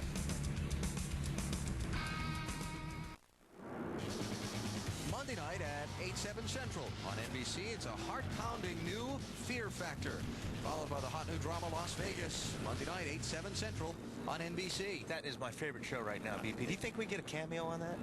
On Las Vegas? We ought to work on that. I mean, you're a player. Yeah, we ought to work on that. We can get you a spot around one of the tables. I mean, I'd have to go to the office and James Conn could yell at me or something. We That'd could get be cool. Elvis Presley to sing for us. Would be good. They got a lot to clean up here at this Homestead Miami Speedway as Ricky Rudd's car dropped a good bit of liquid. They have put a good amount of oil dry down. Now they've got the big jet blowers out to try and clean all that oil dry up for when they send this field steaming off into the corner. It's not like driving on dirt. But if it's single file, yeah, that's even better for these guys got a shot like Bobby Labonte and Johnny Benson and Jimmy Johnson, because they don't have to worry about passing those cars that are a lap or more down. And our little crew chief interview session there a minute ago under that last caution, we heard from everybody's but the leaders among the front runners. How about we hear from him, Dave? Yeah, we thought we'd come pick on him again, but this time we won't ask him about his paycheck, as I'm caught on all the paraphernalia up here. But what about holding off the 18? He was pretty good on that last restart. Yeah, the first lap you looked like you got to jump on the 10 car there. A little concerned about that on the first lap when we go back racing. But the next 2 laps we're 2 to 3 tenths faster. So I think we got a better race car. We just have to see how it works out. And hopefully our Dodge will be up front come the end.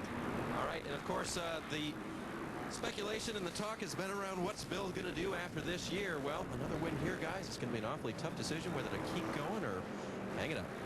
You know, that 18 car sure likes Atlanta.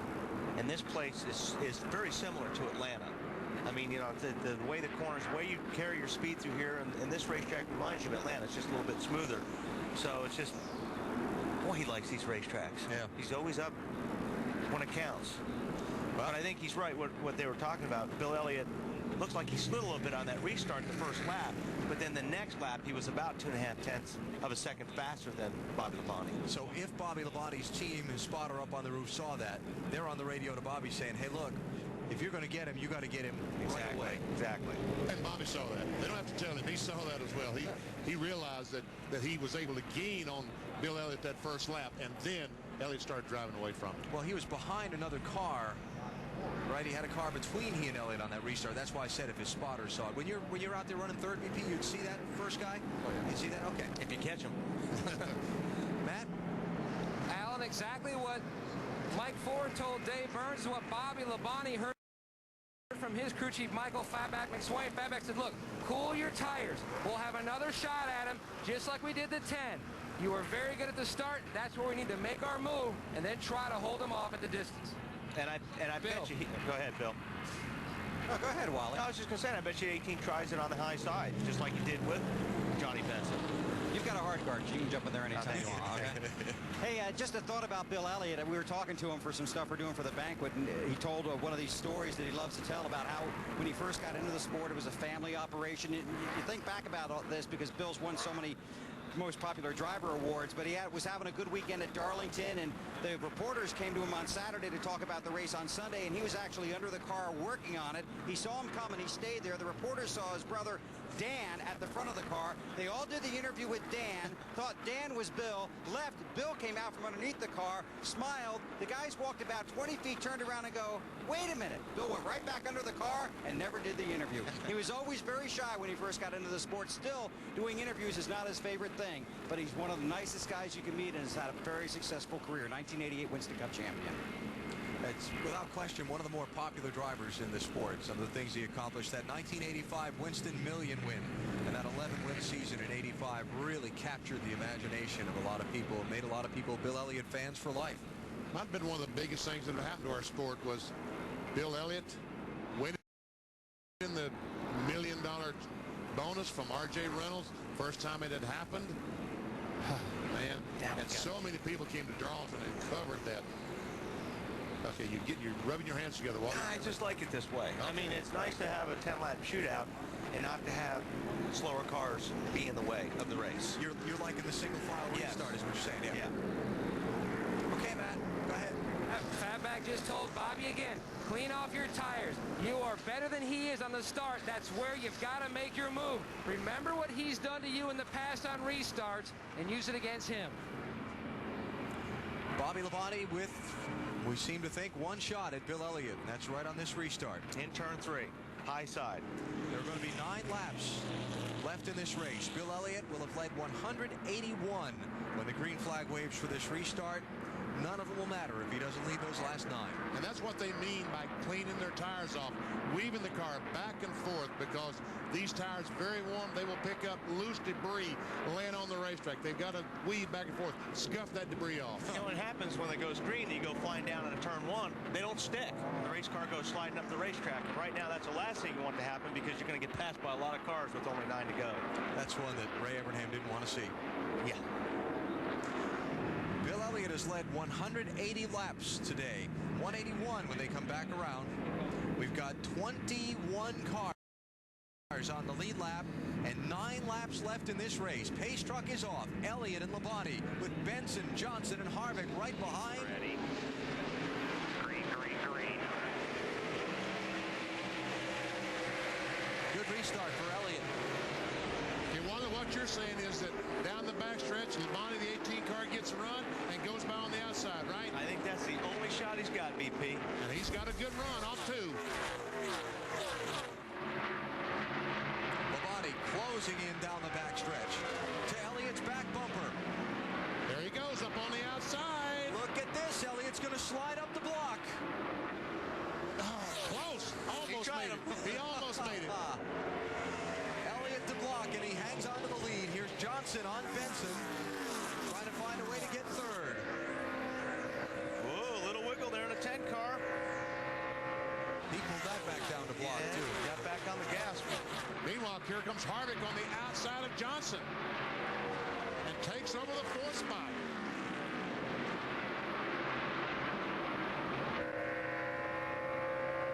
Ooh, Harvick is on the move right now. Now to try and get Johnny Benson for third. If he can run that low in 1 and 2 as he just did in 3 and 4, Benson may be in trouble. Benson to his crew. That's all I've got. There he goes. He's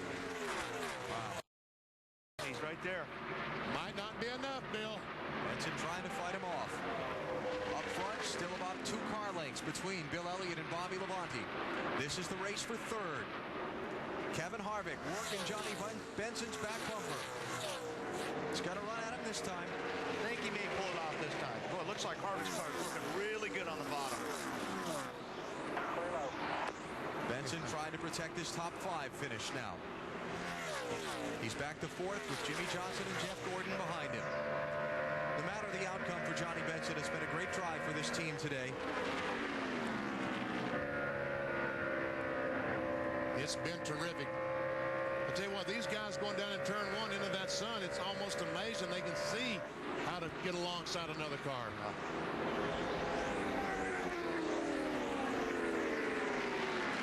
Jimmy Johnson, Johnny Benson, 4th place, while Bobby Labonte tries to stay with Bill Elliott, but he's lost another couple of car lengths. Inside of 5 laps to go in the 2003 season.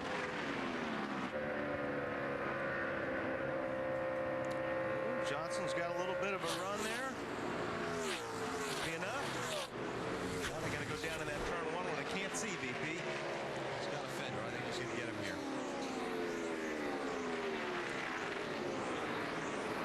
So Jimmy Johnson to 4th, Benson back to 5th. Jeff Gordon next behind him. And then after Jeff Gordon, you've got Jeremy Mayfield and Tony Stewart. Remember, 13th is where he came off after that pit stop.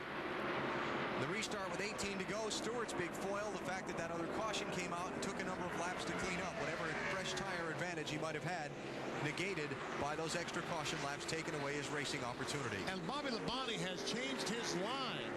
He's going in the corner higher and bringing the car off in the middle of the racetrack, and he's running as fast as Bill Elliott. I don't know if he can close in that gap, but he's trying his best to catch that 9 car. Watch how high he goes in turn 3, and then brings it back down to the middle.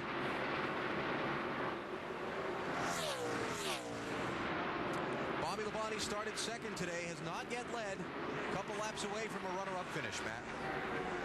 Labonte's about 4, now 6/10 behind Bill Elliott. Last time by, Alan, he keyed the mic and said, Elliott's just playing with me. Well, he's been playing with the field all day. Everybody. So it looks like Bobby Labonte's going to come up with a runner-up finish today, pending this final lap. What about this Bill Elliott? 48 years old, the 1988 champion. Long dry spell ended last Sunday at Rockingham. He won at Indianapolis in August of 2002, and it was about a year and 3 months before he pulled off the win at the Rock last weekend. Now he's going to make it 2 in a row to bring down the 2003 season. Oh, look at that. Is he on the flat? On the last lap. The last lap, he must have a flat tire. Bobby Labonte's by. Can you believe that? Elliott is off the pace. Never give up. Watch out, Bill. Fatback McSwain is going to get to do a victory dance for us. Last lap drama at Homestead. Bobby Labonte wins the Ford 400. It is never over till it's over. I'm telling you, unbelievable. Bill Elliott's going to come up with an 8th place finish. Right rear flat. For the right rear completely apart. Can you believe that? Wow. Bill Elliott led 189 of 267 laps. But it's going to be Bobby Labonte going to victory lane. How many laps he led today? 1. The last one, Matt.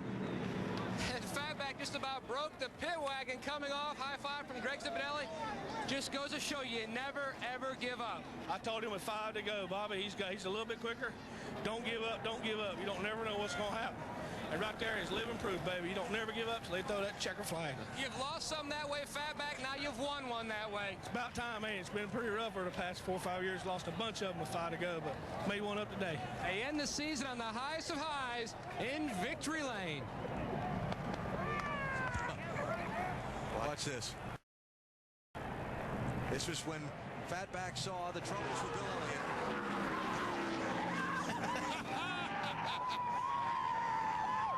Man.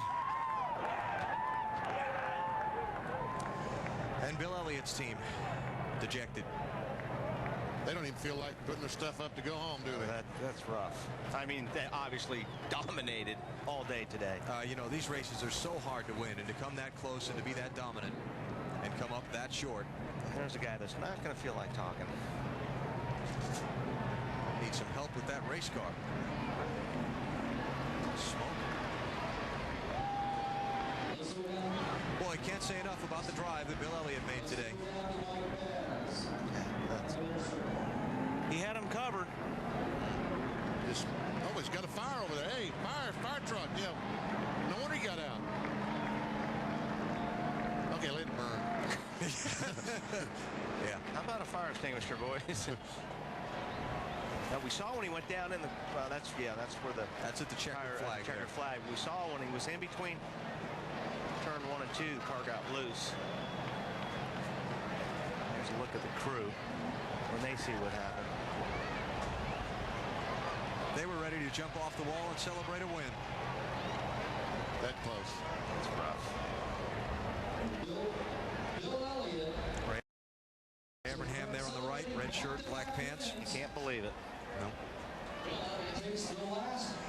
Well, Bobby Labonte has won the race. Dave? And his guys got to jump off the wall instead. Shock from most people, but you, sir, knew you had a great race car. I mean, how surprised were you? Oh, man, I was surprised. If you could, we don't let you listen to our radio usually, but what went on in your radio? I'm telling you, I said 2 laps before that, I said, you know, Fatback goes, keep going. He'll make a mistake. And I said, he's just playing with me, and he's just going wide open. He come off turn 2 there, and that thing wiggled, and I was like, I couldn't believe it. I mean, I just absolutely couldn't believe it.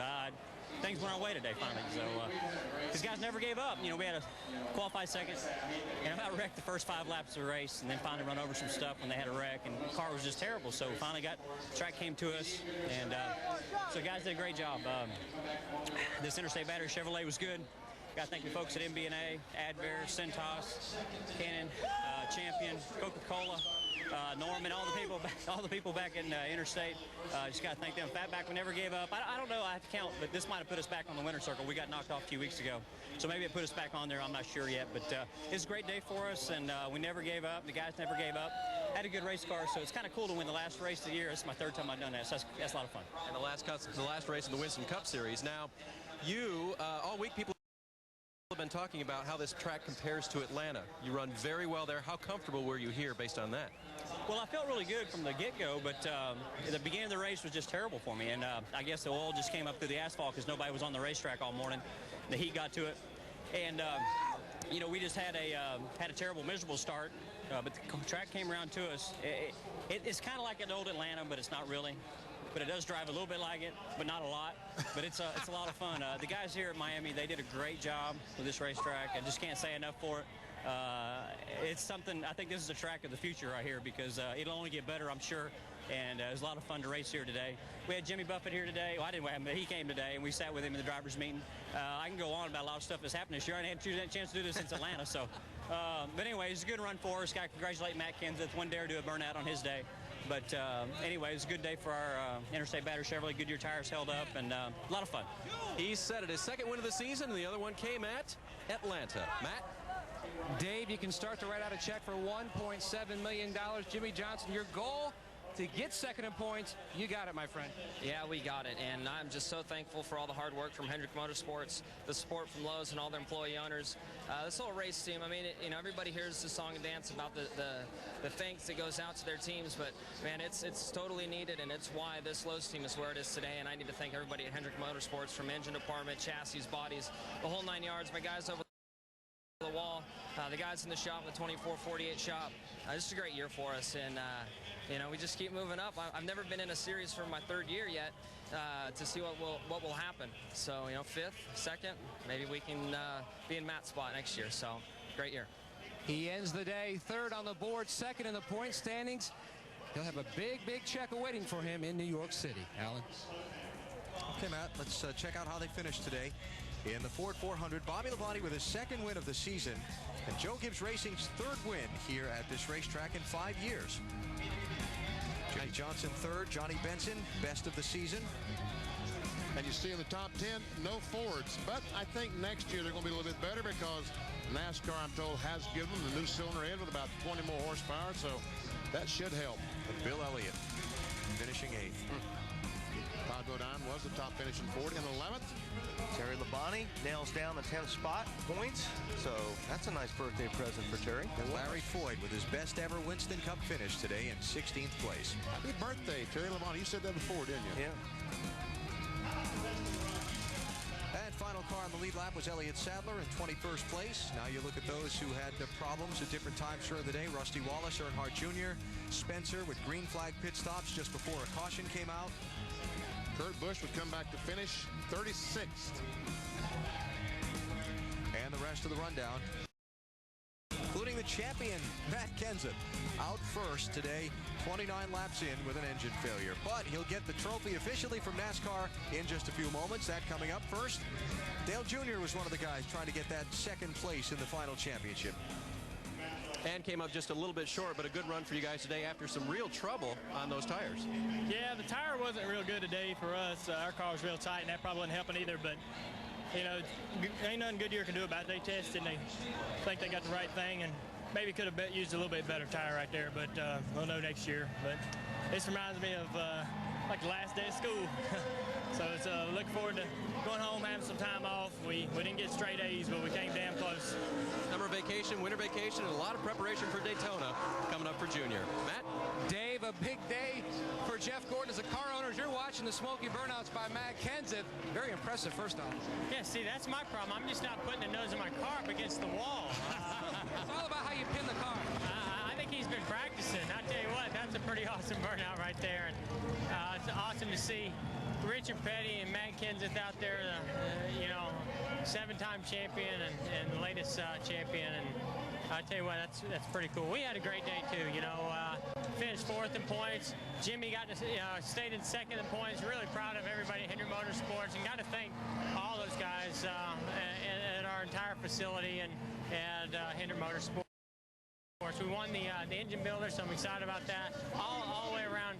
Great effort for the DuPont Chevrolet, and thank DuPont, Pepsi, GMAC, Quaker State, Haas, Delphi, all those guys. Thanks for everything they've done for us all year long. We'll be back next year trying to do it again.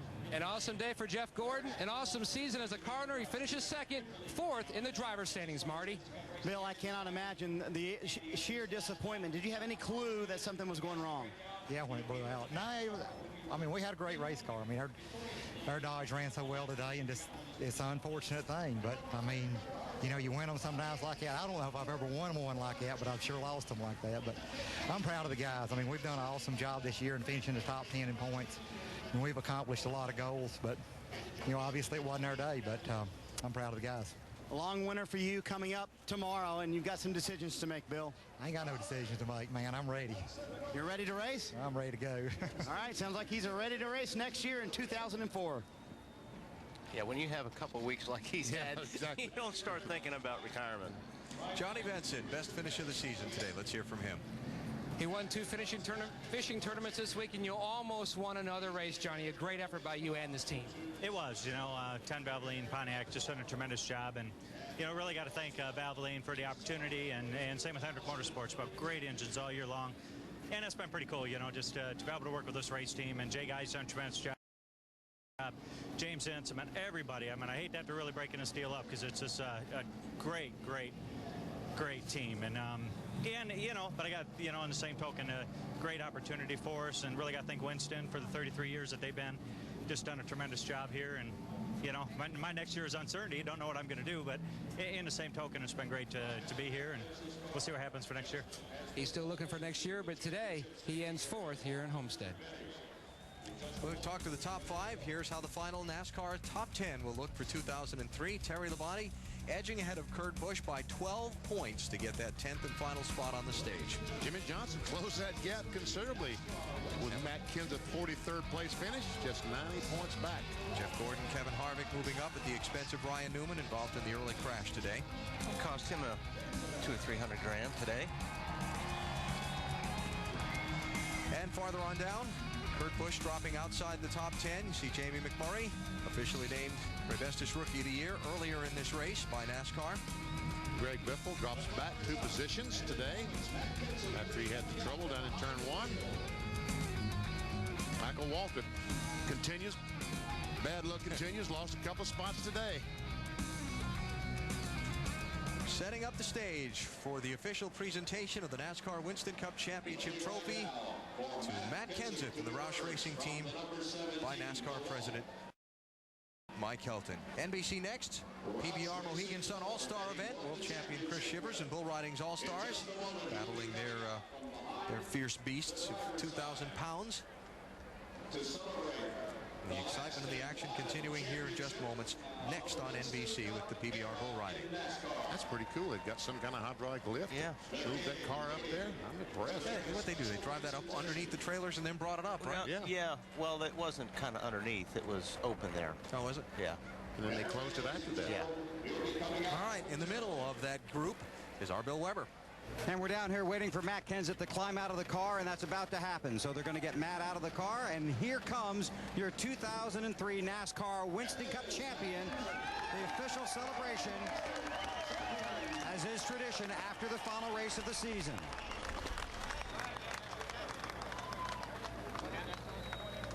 Richard Petty presenting him with his championship flag.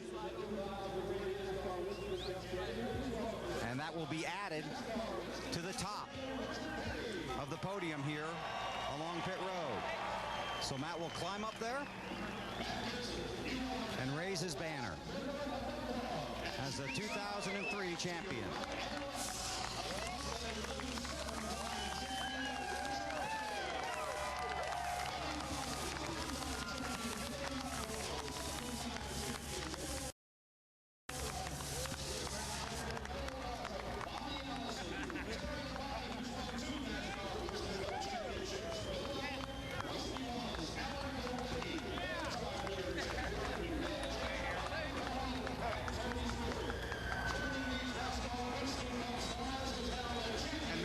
For some pictures up there in front of the banner.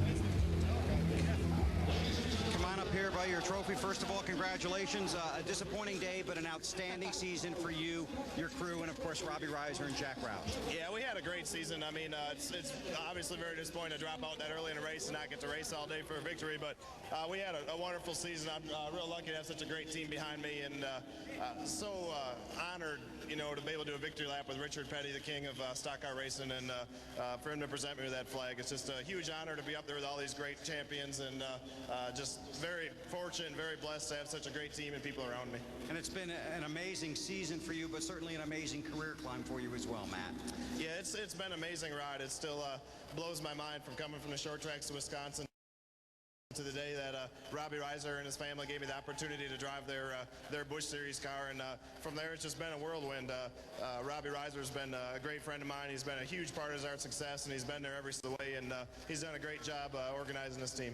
Well, let's bring in Andy Schindler, the CEO from RJR, and I think you've got a presentation to make. I sure do. Matt, congratulations on an outstanding year. Congratulations to your number 17 DeWalt Ford team and to Jack Roush Racing.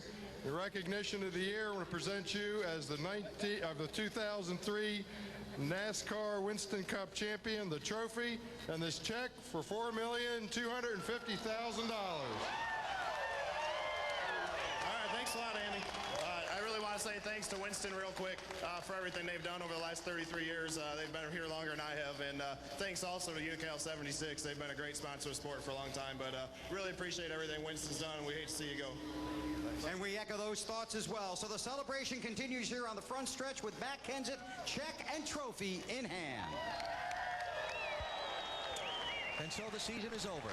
And some thoughts here before we go. First of all, it takes about 140 men and women to put on these so complicated broadcasts of these races. Their talents individually and collectively, their dedication, their passion for the sport. I marvel at them all. Thank them so much for their effort these last 20 weeks. It's been an eventful season right down to the last lap and the drama we saw here today. Thank you for joining us for NASCAR on NBC. We cannot wait till we bring you the 2004 Daytona 500.